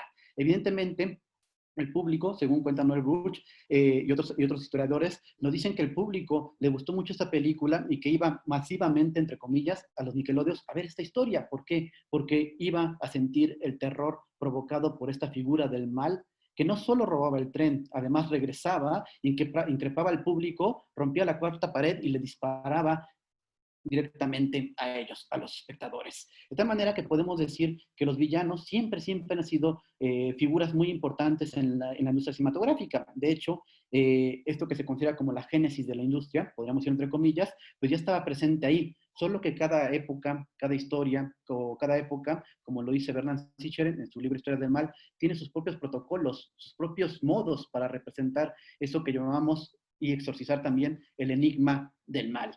De tal manera, pues, que a lo largo de la industria de Hollywood, nosotros hemos podido identificar 3 diferentes modos de representación que están muy relacionados con la figura del mal. Hemos identificado el sistema clásico o el modo clásico de representación, el sistema manierista y finalmente el sistema posclásico. Voy a aterrizar un poquito porque me voy a detener especialmente en el modo de representación posclásico. ¿A qué nos referimos con el cine clásico? Básicamente nos referimos a lo siguiente. Desde la teoría del texto, es una teoría que desarrollamos en la Universidad Complutense de Madrid y que la encabeza el doctor Jesús González Requena, decimos pues que los relatos clásicos están constituidos básicamente por 2 ejes estructurantes. El eje del deseo, el eje de la carencia y el eje de la donación. El primero de ellos, el eje de la carencia, simplemente es cuando un sujeto, el sujeto de la narración, desea algo de lo que carece y la historia nos va a contar cómo consigue o no consigue, si estamos en el lado de la tragedia, ese objeto de deseo. Un objeto que puede ser inanimado o que puede ser de cualquier otra naturaleza. La cuestión aquí es que el eje de la carencia se conforma por el deseo del individuo. No voy a profundizar mucho en esto porque voy un poquito rápido para que nos dé un poco de tiempo, pero a su vez, eje de la carencia, ese eje del deseo, se choca y se junta con lo que vamos a conocer como el eje de la donación. Y es un eje bien presente en muchísimas obras muy importantes a lo largo de la historia de la humanidad. De hecho, se puede ubicar desde la tragedia griega o los mitos, o incluso en aquellas epopeyas clásicas de los griegos, ¿no? El eje de la donación se constituye, pues, por una figura bien importante, que es la figura que nosotros llamamos la del destinador. Este destinador, en el relato, va a encarar la ley, la moral de la obra y de una sociedad, ¿no?, en la que fue ahí, y una de sus principales funciones en el relato es guiar al sujeto de la narración en su periplo narrativo, en su trayecto narrativo, para que se convierta en héroe. De tal manera que lo va a guiar a través de 4 funciones muy interesantes. La primera de ellas es que le va a formular una prohibición, la segunda de ellas es que le va a otorgar un mandato, le va a regalar un objeto mágico y va a sancionar su victoria o su derrota. Llamamos el cine clásico, que está muy constituido por estos elementos. Por ejemplo, podemos hablar una estructura muy clásica de narración, puede ser el laberinto del fauno, para ejemplificar, en donde el fauno se erige como el destinador del relato, ¿no? Le dice a Ofelia, no comáis ni bebáis nada de lo que hay porque no es humano. Le regala un objeto mágico, una tiza y un cuaderno, ¿no? Por ejemplo. Pero además le dice una tarea, ¿no? Le va dando pruebas cualificantes a lo largo del relato y al final de cuentas, en el final de la película, valga la redundancia, le dice también que ella se sacrificó o no derramó sangre humana y decidió sacrificarse, y eso era como el culmine de la tarea, ¿no? Esa era la verdadera tarea, que no derramara sangre humana y que se sacrificara, y por lo tanto sanciona su victoria y le dice, bienvenida al reino que te está esperando, ¿no? Esta estructura es muy, muy clásica y estuvo presente en el cine de Estados Unidos, más o menos entre las décadas de 1908, 10, hasta 1930, 1940, cuando empieza la etapa manierista. Nosotros llamamos la etapa manierista a esta etapa en la que llegan los llamados cineastas europeos, como puede ser Orson Welles, como puede ser Alfred Hitchcock, o Mignelli incluso, ¿no? Le llamamos manierismo porque en esta etapa ya la figura del destinador no encarna la ley y ni siquiera puede al sujeto de la narración en su periplo narrativo. Un ejemplo muy emblemático de esta narración manierista puede ser, por ejemplo, Vértigo, ¿no? De Alfred Hitchcock, donde Scotty, el policía retirado, recibe una tarea que está hueca, ¿no? Que está envenenada, y ni siquiera sabemos si su destinador lo hizo para guiarlo o bien para engañarlo. Esa es la figura del manierismo, donde la densidad simbólica del relato se pierde, ¿no? Y ya no hay, pues, esta cuestión del simbolismo, se pierde todo, y entonces empieza una etapa en la que el uso del lenguaje audiovisual empieza a sobresalir, ¿no? Tenemos estas ideas de los dobles, de los espías, y entonces los recursos visuales empiezan a ser muy importantes, como es en el cine de Hitchcock, ¿no? Después de la etapa manierista, por los años 80, voy muy rápido porque todavía no entro en tema, ya llevo 7 minutos, viene la etapa posclásica de la narración. La etapa posclásica nosotros la consideramos cuando se da no una destrucción de la estructura clásica de la narración, sino una inversión siniestra, o podríamos llamar una deconstrucción siniestra, como lo dice Derrida, y vemos entonces que la figura de ese destinador clásico se vuelve ahora una figura normalmente maligna, normalmente encarnada en un psicópata, que en lugar de guiar al sujeto de la narración en su periplo narrativo para que se convierta en héroe, normalmente lo guía hacia un proceso de autodestrucción o destrucción, y es lo que estamos viviendo, una etapa posclásica de la narración, donde, repito, se invierte la forma del relato clásico. No es que se rompa, sino que se invierte, se deconstruye de manera siniestra, de manera perversa, y entonces el lugar del destinador simbólico ahora le pertenece a un psicópata, y por lo tanto esas tareas normalmente son envenenadas, son negras y en el límite siniestras, ¿no? Por ejemplo, el juego del miedo. Si quieres vivir, tendrás que matar. O citar algún ejemplo, ¿no? Seven, de David Fincher. Conviértete en ira. Esa es la tarea del personaje encarnado por Brad Pitt, que se llama Miles. Entonces estamos en esa tesitura posclásica en donde el villano se apodera por completo de las funciones narrativas, y eso nos produce cierta fascinación, cierto rechazo, pero también nos seduce, ¿no? Y hay que decirlo, las figuras del cine, de las figuras del mal brillan en el relato posclásico, y esta es como, desde mi perspectiva, una de las grandes digámoslo así, vueltas de tuercas en la narrativa contemporánea, ¿no? Es un fenómeno que nunca había pasado en la historia de la narratividad, y que podemos rastrearlo, que más o menos empezó por ahí después de la Revolución Francesa, con el Marqués de Sade, ¿no? Cuando se cambia un modelo de paradigma, ¿no? Actualmente ya no creemos ni en nuestros mitos, somos la primera sociedad desmitologizada, etcétera, etcétera, etcétera, etcétera, que vivimos a la luz de este fenómeno, ¿no? Somos los primeros seres, la primera sociedad, civilización, que no creemos en nuestros dioses, ¿no? Y que no creemos ni siquiera en nuestros mitos, y que nos habíamos, más o menos, nos habíamos guiado por los recursos que nos da la literatura, pero resulta que ahora en el texto por antonomasia, que es el texto audiovisual, existe muy claramente y muy marcadamente esta desconstrucción siniestra. Repito, el relato posclásico nos impacta, nos llena, nos seduce, nos atrapa, porque tiene una estructura muy férreamente organizada, solo que invertida de manera siniestra.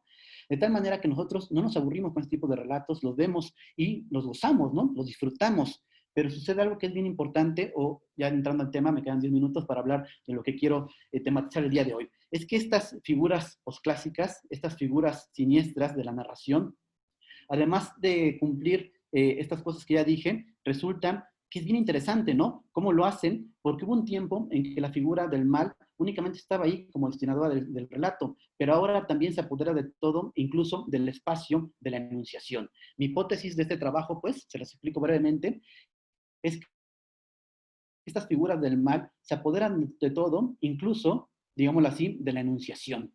De tal manera, pues, que como vamos a ver, estas figuras a través de las pantallas cinematográficas o de las pantallas televisivas, controlan toda la narración y en un ejercicio metaficcional terminan rompiendo todo el relato. Ahorita vamos a ver por qué. Por ejemplo, veamos el primer caso, intentemos pensar con imágenes, ¿no? Estamos en Tesis de Alejandro Amenábar. El cine posclásico normalmente lo que hace es, lo que decía Lacan, llevar nuestra pulsión escópica hasta el paroxismo. Es decir, que no haya límites para la mirada. Y precisamente de eso tematiza Tesis, ¿no? Corta eso. Que no haya límites para la mirada. Verlo todo. Ver una película snuff, ¿no? Y de hecho, vean a la protagonista, cómo no quiere ver, pero al final de cuentas termina seducida por lo que está pasando en la pantalla y termina mirando hacia ahí, hacia ese núcleo del horror, hacia ese foco del horror.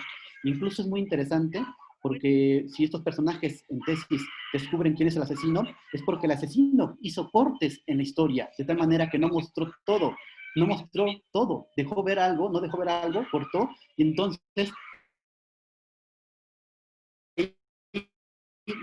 nos produce el cine posclásico. Y véanlo hasta dónde llegamos, ¿no? Vamos pues con Tesis, y después podemos verlo en otro ejemplo, Videodrome, de David Cronenberg. Es muy interesante esta película porque la lectura que hagamos, cualquiera que sea esa lectura, vamos a ver que solo encamina a la destrucción del individuo.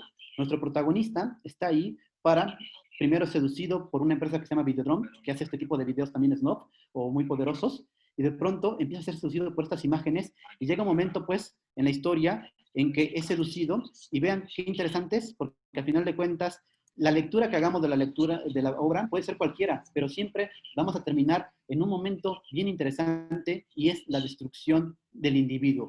Justamente cuando su expareja le dice que se una a la nueva carne, y él a ella le dice, te voy a mostrar, como su destinadora, te voy a mostrar el camino, te voy a demostrar cómo, y vemos pues desde la pantalla cómo explota nuestro protagonista.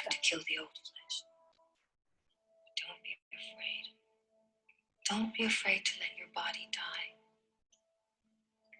Just come to me, Max. Come to Nikki. Watch. I'll show you how. Y le dice eso, ¿no? Yo te demuestro cómo. Es muy sencillo. Y no es otra manera más que la destrucción del individuo.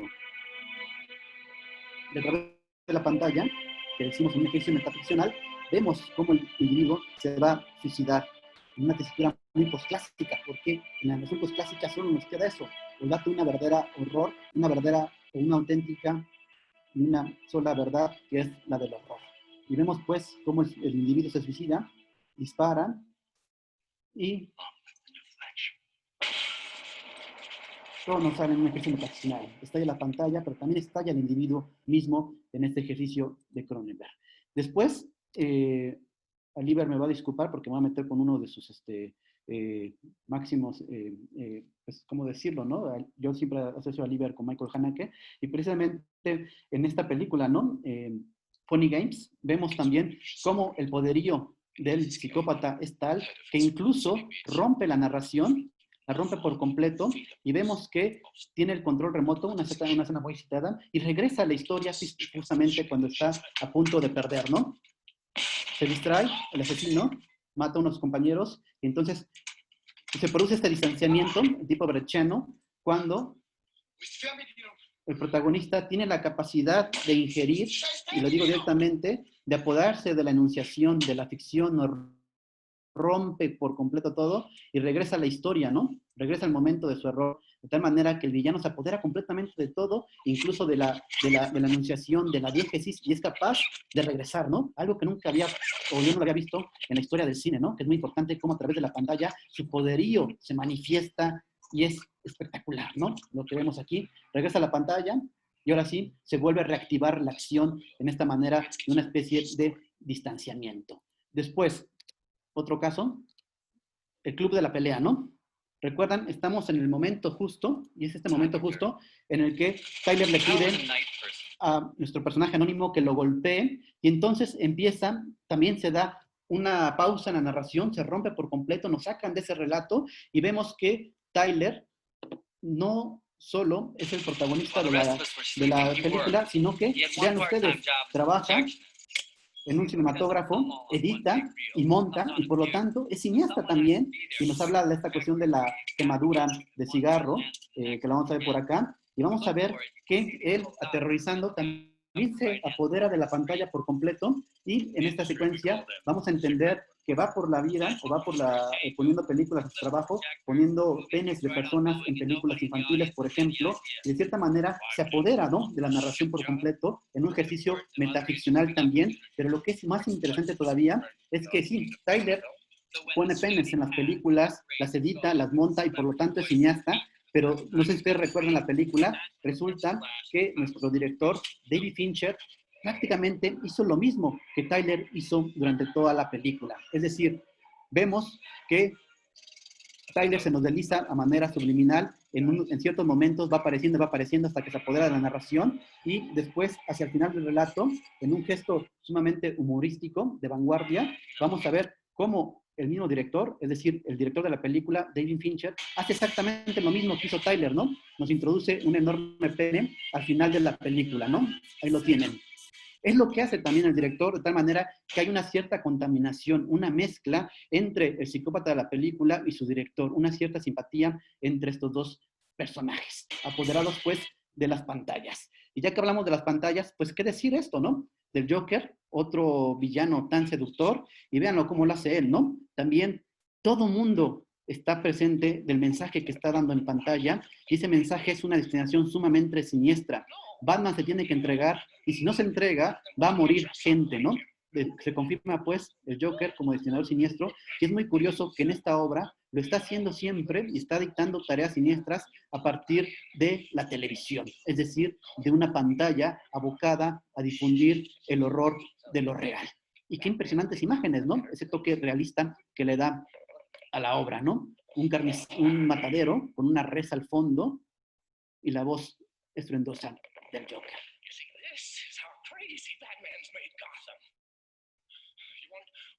Cabe destacar que es un close-up y que solo hay un close-up en toda la película y es el Joker, ¿no? Nos pensó la potencia del villano, ¿no? Y nos dice que va a morir gente si no se entrega a Batman, en una clara destinación siniestra. Ya que hablamos, pues, de la destinación siniestra y que hablamos de la pantalla, pues el otro referente de una película también bastante exitosa en los últimos años a nivel de taquilla, la del Joker, ¿no? Y vemos, pues, algo que es súper interesante, porque no sé si recuerdan ustedes el relato, el Joker se sentía invisible, ¿no? Sentía que nadie lo veía, y resulta que va a la televisión, a otra pantalla, en busca de ese reconocimiento, como si solo el mal lo pudiera reafirmar en el mundo, porque a partir de que él se vuelve malvado, es que puede ser reconocido por lo demás, ¿no? Por los demás. E incluso vamos a ver que su espectáculo se filma en vivo y a través de una pantalla, él rompe con todo, ¿no? Y no hay que olvidar, pues, que el Joker, este personaje tan seductor, precisamente empieza a enloquecer cuando vemos la caída del padre, ¿no? Sea quien sea su padre, pero es la caída del padre, porque recordémoslo que al inicio él soñaba que Murray era su papá, y precisamente cuando entra en conflicto con él, cuando entra en colisión, es que la historia va a llegar o va a abrir paso a su clímax, que es el reconocimiento total del Joker como la figura del mal, ¿no? Vamos a verlo nada más para que no dejarlo. Y es justo el momento, ¿no?, de esa explosión de violencia en pantalla. De tal manera, pues, ya para ir cerrando, porque me quedan 40 segundos únicamente, lo que les quiero decir, pues, es que es cierto que el villano se ha apoderado de las pantallas, tanto a nivel narrativo, tanto a nivel narratológico, como posición del relato, pero también es cierto que estamos aquí en esta tesitura, pues, que a través de ejercicios metaficcionales, a través del ejercicio de la ruptura de la cuarta pared, a través de, digámoslo así, la instauración por completa de la figura del mal en los procesos de enunciación, vemos cómo el relato nos saca, nos empuja, ¿no? Hay que pensar algo. Nosotros siempre hemos creído que, o nosotros defendemos, pues, desde la teoría del texto, que la realidad, a diferencia de lo real, es un proceso de construcción discursiva, es decir, construimos nuestra realidad a partir de los textos que consumimos. Pero si construimos nuestra realidad a partir de los textos que consumimos, habría que decir que también a través de esa construcción de la realidad, o es decir, si construimos nuestra realidad a partir de los textos que consumimos, y el texto más importante actualmente es el audiovisual, habría que deciros que ahí mismo esa realidad puede ser destruida también, porque hay que decirlo con todas las palabras. El cine posclásico nos invita a ese éxtasis del horror. No hay límites para la mirada, hay que verlo absolutamente todo y hay que ligarlo también con los procesos que estamos viviendo. Habría que preguntarnos si acaso el cine posclásico no nos ha advertido sobre la importancia, o más bien sobre estas cuestiones virales, porque viral significa eso, ¿no? Una sociedad enferma, algo viral o algo que se viraliza, y hay que pensarlo, ¿no? Que las pantallas, antes dominaba el cine, la televisión, yo creo que actualmente dominan las pantallas del teléfono, las tablets, las computadoras, y en donde vemos una especie de grado cero de la representación. Ese grado cero de la representación está ahí, pues en TikTok, en Facebook, y en todos estos procesos que tenemos, ¿no? Porque no sé ustedes lo que piensen, ya para cerrar, nosotros siempre habíamos soñado con pantallas, ¿no? Como nos lo dice Werner Herzog en La cueva de los sueños olvidados. Las pinturas rupestres más viejas que tenemos, es decir, la cueva de Chauví, precisamente como lo dice Werner Herzog, hablaban de una especie de protocinema, es decir, de una pantalla. Siempre soñamos con esa pantalla a partir de la cual hemos construido nuestra realidad. Solo que lo que yo defiendo, pues, o la tesis que les venía a explicar aquí, es que si nosotros construimos nuestra realidad a través de un lenguaje, decía Wittgenstein, el límite de mi mundo es el límite de nuestro lenguaje, y sí, ¿no? El límite del mundo es donde construimos nuestra realidad a través de las pantallas, pero ahí mismo también podemos destruirlas. Y es muy curioso, ¿no? Que desde la época muy, muy antigua, desde el Paleolítico aproximadamente, siempre hayamos soñado con esta cuestión del movimiento, de construir una pantalla que pudiera representar 3 dimensiones, y ahora que la tenemos, estamos abocados, pues, en este espectáculo del horror que es el cine posclásico. Muchas gracias por su atención. Me pasé un par de minutos, lo siento mucho. Muchas gracias. Ok. Bueno. Pues hemos concluido con las 4 presentaciones.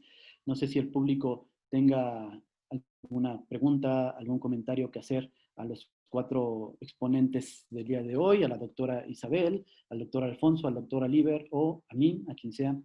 Venimos pues para escucharlos.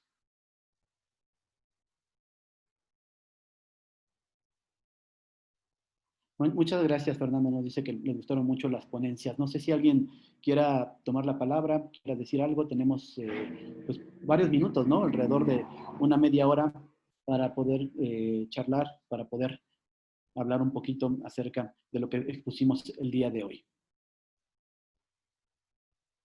¿Nadie? O entre los ponentes mismos, ¿no? Bueno, pues empiezo yo. Me pareció muy interesante tu ponencia, Noé. La verdad es que... sí, me pareció muy interesante esto último que mencionaste del protocinema o de lo que otros autores han llamado como teorías precinemáticas, ¿no? En las que la obra artística, los productos culturales anticipaban la imagen en movimiento, ¿no? Es decir,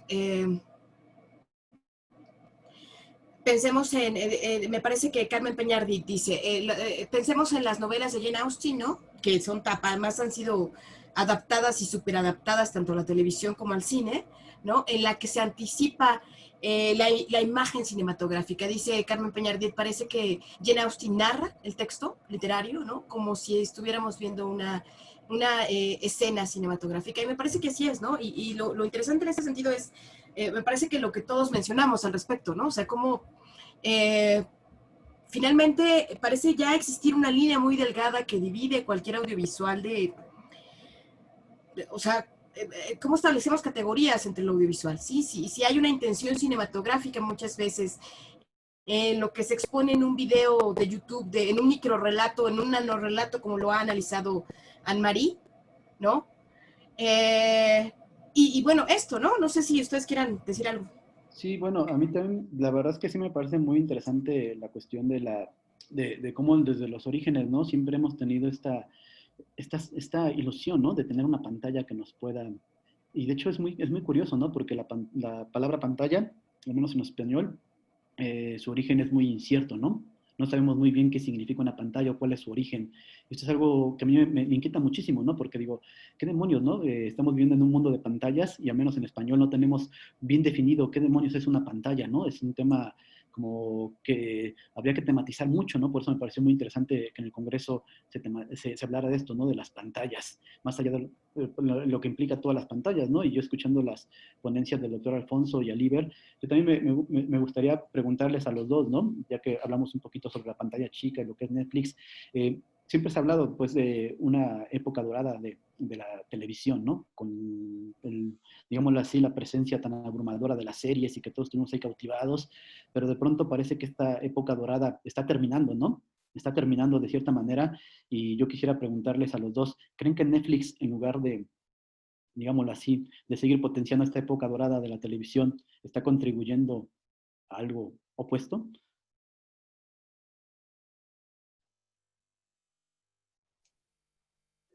Bueno, a ver, desde mi punto de vista, bueno, antes que nada, pues también agradezco esta participación en la mesa, porque realmente es una mesa muy enriquecedora para mí, ¿no? Con estos ponentes de lujo que me acompañaron. Bueno, precisamente podríamos pensar en qué medida una parte de la relación que se podría hacer entre la literatura y las series de televisión, que es algo que a mí me interesa, sobre todo por las líneas, ¿no? Que yo he trabajado, pues nos haría pensar en qué medida habría evolución, ¿no? Habría una evolución que se incorporaría al cine, a la misma televisión y, por supuesto, en relación con la literatura. Un poco en diálogo con esto que planteas, Noé, un poco también siguiendo lo que analizaba Isabel Lincoln en Black Mirror y lo que comentaba Oliver en su propuesta, pues podríamos ver en qué medida, desde luego que todas estas manifestaciones artísticas están condicionadas por el mercado, lo cual, por supuesto, implica que haya un consumo, ¿no? de todas estas obras que en algunos casos terminan consumiéndose justamente, ¿no? Habría obras que finalmente se van a mantener, que se van a recuperar y que justamente como algunas de las películas que acabas tú de proyectar en algunas escenas, se van a mantener también en el sentido, bueno, del aporte que hicieron en su momento, ¿no? Podríamos pensar un poco en los recursos artísticos, narrativos de Breaking Bad, por ejemplo, y de otras series. Y sin embargo, desde luego que esta evolución artística no tendría nada más que ver con el tema, sino también con los procedimientos artísticos, ¿no? Eso sería muy importante para pensar en ese concepto de desautomatización artística en la que pensaban los formalistas rusos, ¿no? Hace 100 años precisamente. Y si lo pensamos entonces en cuanto a estos géneros, ¿no? Entre comillas, que las mismas plataformas han inventado, pues podemos ver que se trata también de un elemento de carácter artificial hecho exclusivamente para su consumo, ¿no? De ahí que por eso yo comentaba esto que en Netflix vemos, ¿no? En las categorías que aparecen, categorías totalmente falsas en la mayoría de los casos, ¿no? Donde se habla, por ejemplo, de terror para adolescentes, ¿no? O películas psicológicas. Es decir, en realidad, pues las categorías son categorías totalmente comerciales que carecen de toda validez artística, ¿no? Entonces, en ese sentido, creo que esta evolución de las obras narrativas, las obras de carácter audiovisual, pero incluso también, ¿no? Lo vemos en el caso de Godard, ¿no? Desde los años 50, a propósito, bueno, de la combinación que hace entre ensayo y narración y lo que lleva también a cabo hasta el extremo, por ejemplo, en un filme socialista, es justamente una base, ¿no? De una evolución de las mismas narrativas audiovisuales que desde luego, ¿no? En relación con la literatura, sí podrían, ¿no? De alguna manera garantizar una especie de evolución artística, aunque definitivamente todo esto sí se encuentra condicionado por el mercado, por la industria cultural, por los gustos, desde luego, ¿no?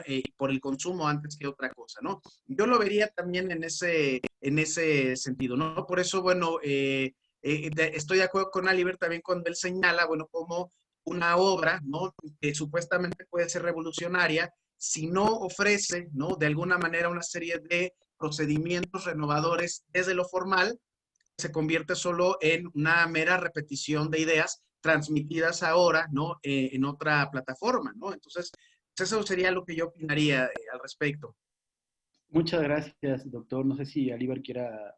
Nada más rápido, porque sé que tenemos poco tiempo. La pregunta que nos hiciste, pues tendría que elaborarse, pero hay que distinguir también entre aparato institución, industria. O sea, son cosas diferentes. Entonces, cuando hablas de la muerte de la tele, pues pensaría que es como aparato, pero como industria y como institución, me parece que no. Ok, bueno. Muchas gracias. José Manuel tenía levantado la mano para hacer una pregunta, así que si puede activar su micrófono, lo escuchamos. Juan Manuel.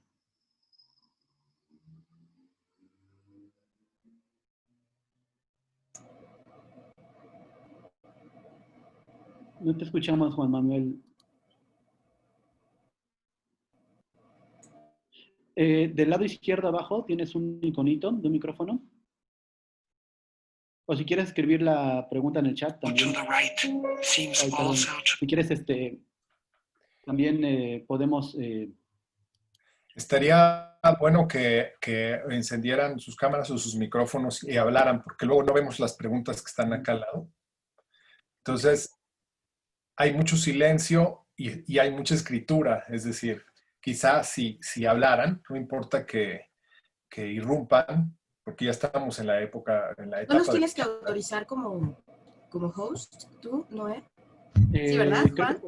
No, podemos todos. Es que está... Ya, disculpa. Es que como participante, ustedes me tenían que dar la autorización, pero ya me lo permitieron. Pero bueno, felicidades a los 4.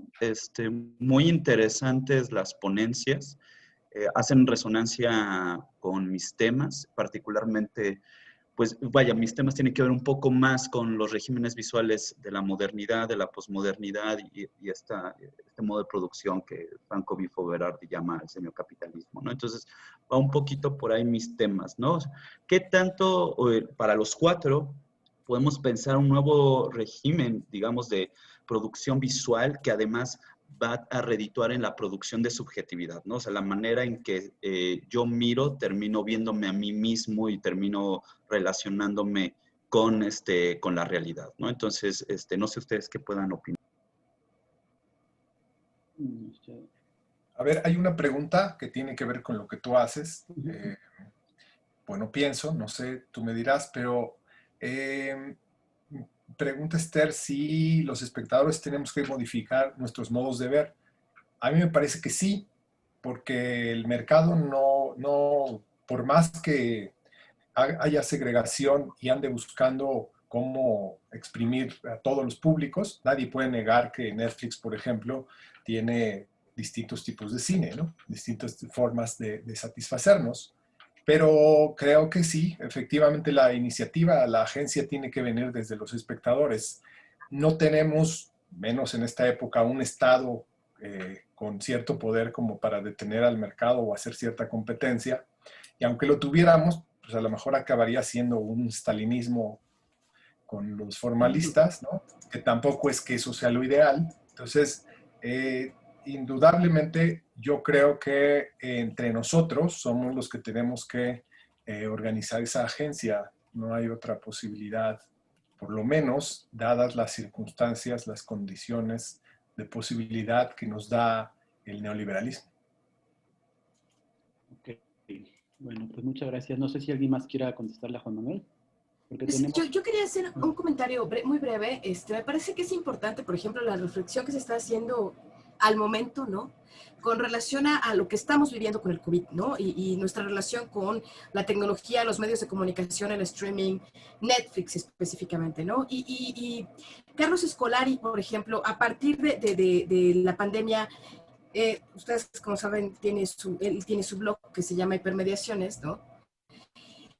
Y en una entrevista que le hicieron decía, bueno, no hay que satanizar a Netflix, ¿no? O sea, pensamos en Netflix como este gran corporativo, que lo único que hace es distraernos, consumirnos, ¿no?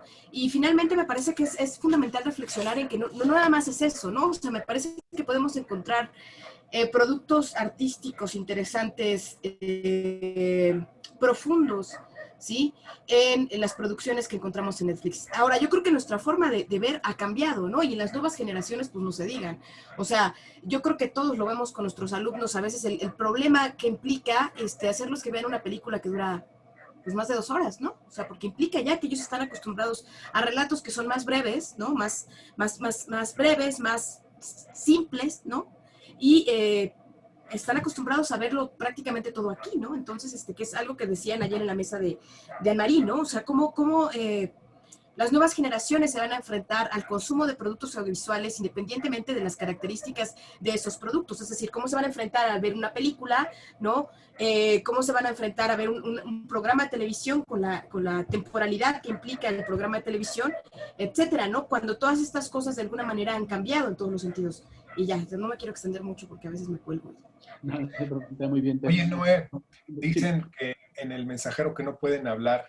¿Crees que se les pueda quitar el candado? Ya les quité a todos, está todos abiertos, todos pueden... bueno, entonces no sé por qué lo ponen, pero... Es que yo desde aquí no puedo, porque ya revisé. Pero déjame ver si yo puedo.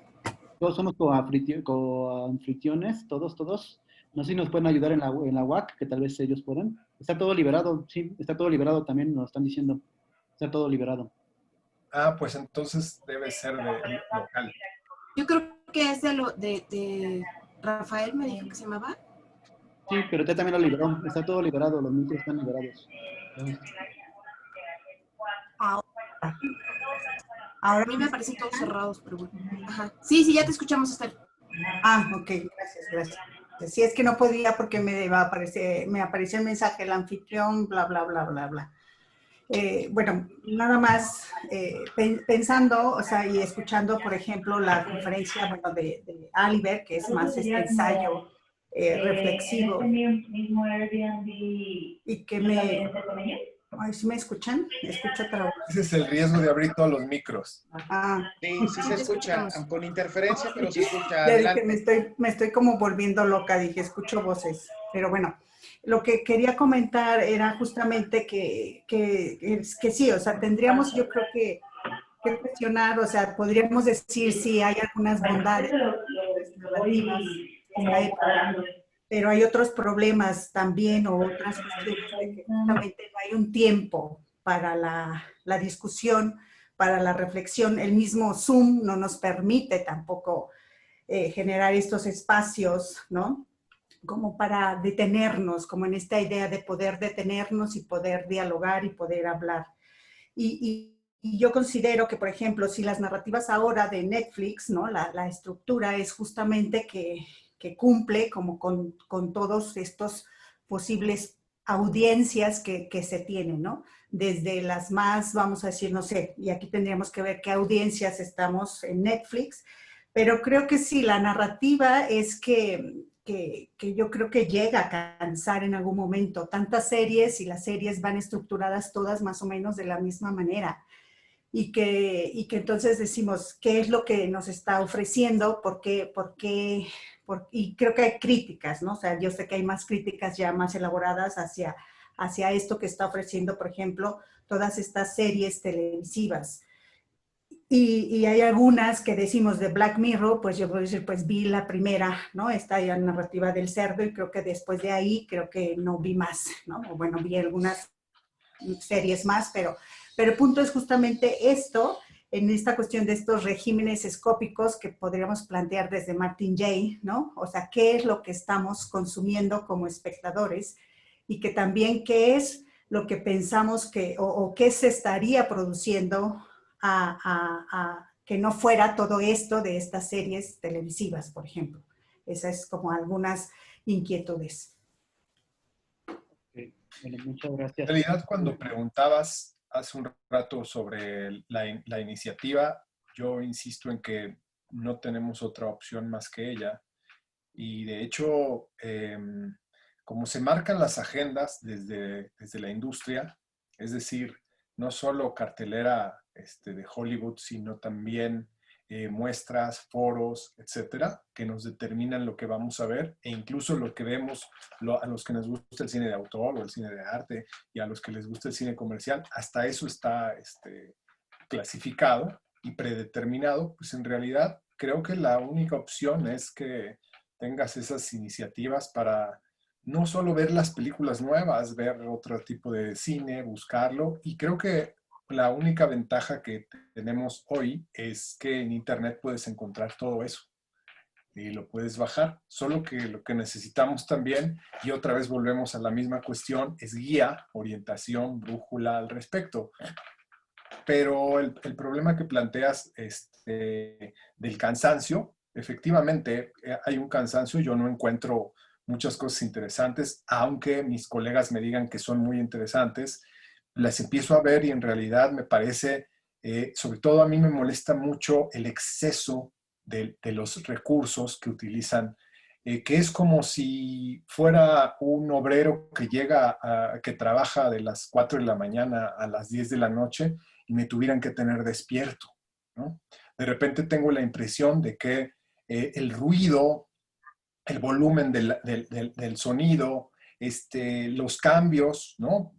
Esta película de Michael Bay, la de los tipos que 9 Degree o Six Underground, no me acuerdo ya cómo se llama, toda la secuencia de 20 minutos inicial es totalmente inmersiva, no me dejan prácticamente ni mover la mano, es decir, hay cosas que considero que están diseñadas para públicos que quizás son dormilones o algo así, porque hay una sobreestimulación. Digo, y eso concuerda con lo que decía Adorno, pero obviamente desde una postura muy conservadora, muy excluyente, el siglo pasado, ¿no? Justo hablaba de eso, de que esa distracción estaba hecha. Pone el ejemplo de los obreros que trabajan, pero de repente me da la impresión de que ahora, aunque seamos profesores, intelectuales y lo que sea, nos tratan exactamente igual porque nos sobreestimulan. Y eso para mí es muy molesto justo porque no me dejan pensar la película. O sea, no me dejan que algo suceda en mí cuando estoy viendo la película. Todo el tiempo me están indicando qué sentir, cómo sentirlo, cuándo sentirlo. Y eso para mí es un problema. Por eso escribí este ensayo sobre la estética híbrida, así como llamo a toda esa serie de recursos, elementos estéticos que a mí me ofenden, me agreden, insultan mi inteligencia, mi sensibilidad, no me dejan desarrollarla. O sea, hay cosas, hay pocas cosas que me parecen interesantes, pero lo que domina, lo que creo que domina, es lo otro. Y no pasamos de eso. Es decir, ¿por qué? Porque el público lo pide. En ese sentido también hablaba de que la agencia, mientras haya más gente que pida otra cosa, los empresarios van a hacer otras cosas.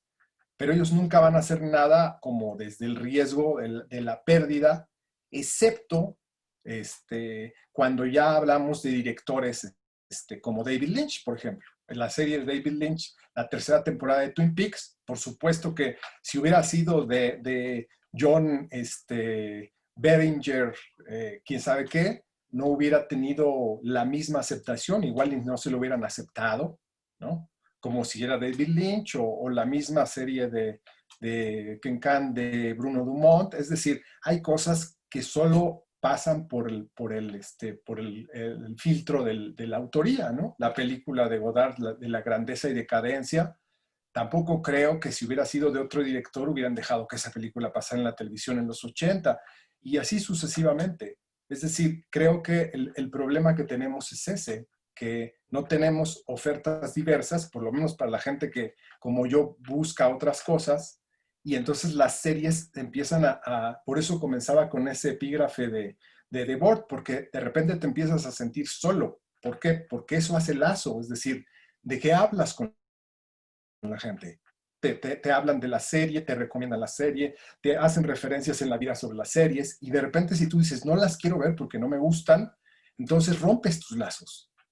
Eso también es importante considerarlo, ¿no? No solo lo que ya denuncié, que es los efectos que tienen esa forma de hacer lazo en la vida cotidiana, ¿no? Que son otros, pero me parece importante. Son problemas que son muy, muy, muy actuales y en los que estamos inmersos, pero de repente parece que no nos damos cuenta de cuánto influyen en la vida colectiva, en la vida social y en la vida tal espiritual, digamos, tal como nos sentimos, lo que esperamos, lo que pensamos, etc. Bueno, yo diría desde el punto de vista artístico, Esther, si pensamos desde los espectadores, de acuerdo, se trata de consumidores, pero también tendríamos que pensar en espectadores que son capaces, ¿no?, de identificar, ¿no?, qué obra realmente les interesa, vale la pena, desde su propia formación y desde su propio gusto, ¿no? Y del otro lado tendríamos el caso, digamos, de los directores, de los mismos escritores. En el caso concreto de Dark, yo señalaría, por ejemplo, que la serie, bueno, pues es una serie alemana a la que yo solamente tuve acceso, pude conocer cuando empezó a promoverse desde las plataformas, ¿no?, de YouTube, de Netflix, ¿no? De hecho, me parece que al principio Dark se llamó Los Bosques de Winden, y muy pronto ya cambió, pues, a esta palabra, ¿no?, más universal, podríamos decir, porque del alemán, pues la podríamos pensar sobre todo en la lengua inglesa, ¿no? Parte, obviamente, de, el éxito de la serie tiene que ver con ciertas estrategias de marketing. Pero más allá de eso, la serie a mí me parece que sí se diferencia de muchas de la misma plataforma de Netflix por ciertos elementos de carácter artístico, incluso por esas referencias intertextuales, ¿no?, que es justamente lo que estoy investigando un poco, las referencias a Borges y a otros autores, pero por el otro lado también tendría que ver un poco en el límite que el mismo escritor o creador, ¿no?, en relación con el director, decide plantarle a la misma productora. Es decir, si una obra se vuelve muy exitosa, desde luego que inmediatamente viene la tentación de la compañía, ¿no?, de agregar, de ampliar, ¿no? Como ha pasado, por ejemplo, con The Walking Dead, ¿no? Por citar un caso, ¿no?, que ha bajado muchísimo en su calidad, ¿no?, y que nunca tuvo una calidad alta y que bajó. Y el caso de Dark pareciera, pues el creador Baran bo Odar señala desde el inicio, ok, no voy a hacer una adaptación de una película como ustedes Netflix me sugieren, voy a hacer otra serie totalmente, otro producto totalmente distinto, y va a tener solamente esta duración, ¿no? Es decir, no hay ninguna posibilidad de que se amplíe por el éxito a más temporadas, ¿no? Lo cual, pues, puede ser obviamente algo atractivo para muchos creadores, ¿no? Ahí se mantiene un poco el criterio de la obra que podemos considerar, sí, de arte, en este caso, la obra de arte por encima de criterios de carácter comercial, ¿no? De ahí, entonces, que sí depende mucho de la posibilidad de los propios artistas de defender, digamos, su proyecto sin que termine, ¿no?, por ser prostituido, ¿no?, sin que por cuestiones de dinero termine entonces por bajar su calidad original, ¿no? Dark tiene 3 temporadas, la primera 10 capítulos, las 2 siguientes 8 capítulos cada una, y me parece que con eso, pues, es suficiente, ¿no?, por las características de la obra, ¿no? Alargar era innecesario, ¿no? Ya con lo que vemos en la tercera temporada, que es la conclusión, es evidente entonces que lo que se agregue ya no sería necesario, ¿no? El espectador lo tendría que complementar en todo caso. Yo estoy de acuerdo con lo que dice Alfonso, o sea, no creo que, sea de satanizarse en ese sentido que los espectadores estén acudiendo a ciertos productos del streaming, ¿no? O sea, me parece, yo no puse este ejemplo, pero el cuento de la criada, por ejemplo, me parece una serie de televisión bien estructurada desde el punto de vista estético, que establece una relación cercana con un contexto histórico determinado a través de una serie de relaciones intertextuales que están bien estructuradas, me parece que están bien construidas, que llevan a cabo una narración dialógica con el espectador en muchos sentidos, o sea, no únicamente a partir de la cuestión de género, sino en muchos sentidos, y me parece que esta es una cuestión fundamental para reflexionar, ¿no? Yo ya no me extiendo más porque ella nos puso aquí, ya no tenemos tiempo, pero ya te cedo la palabra, ¿no? Ustedes disculpen, pero los organizadores nos dicen que hay que acabar puntuales, porque les pido en las aulas, dice Sergio. No, bueno, muchas gracias a todos por... son 2:15 y teníamos pactado de terminar esta sesión a 2:15 para que el resto de mesas no se retrasen y para que las personas que quieran ir a otras pues no estén atorados aquí. Entonces quiero agradecerle a los las 3 personas que estuvimos en la mesa, a todos los que se conectaron, muchas gracias. Si tienen más dudas o algo así, pues tal vez, no sé si los ponentes quieran compartir sus correos, por ejemplo, por si alguien quiere conectarlos o algo así. Yo puedo compartir el mío por si hay algún momento dado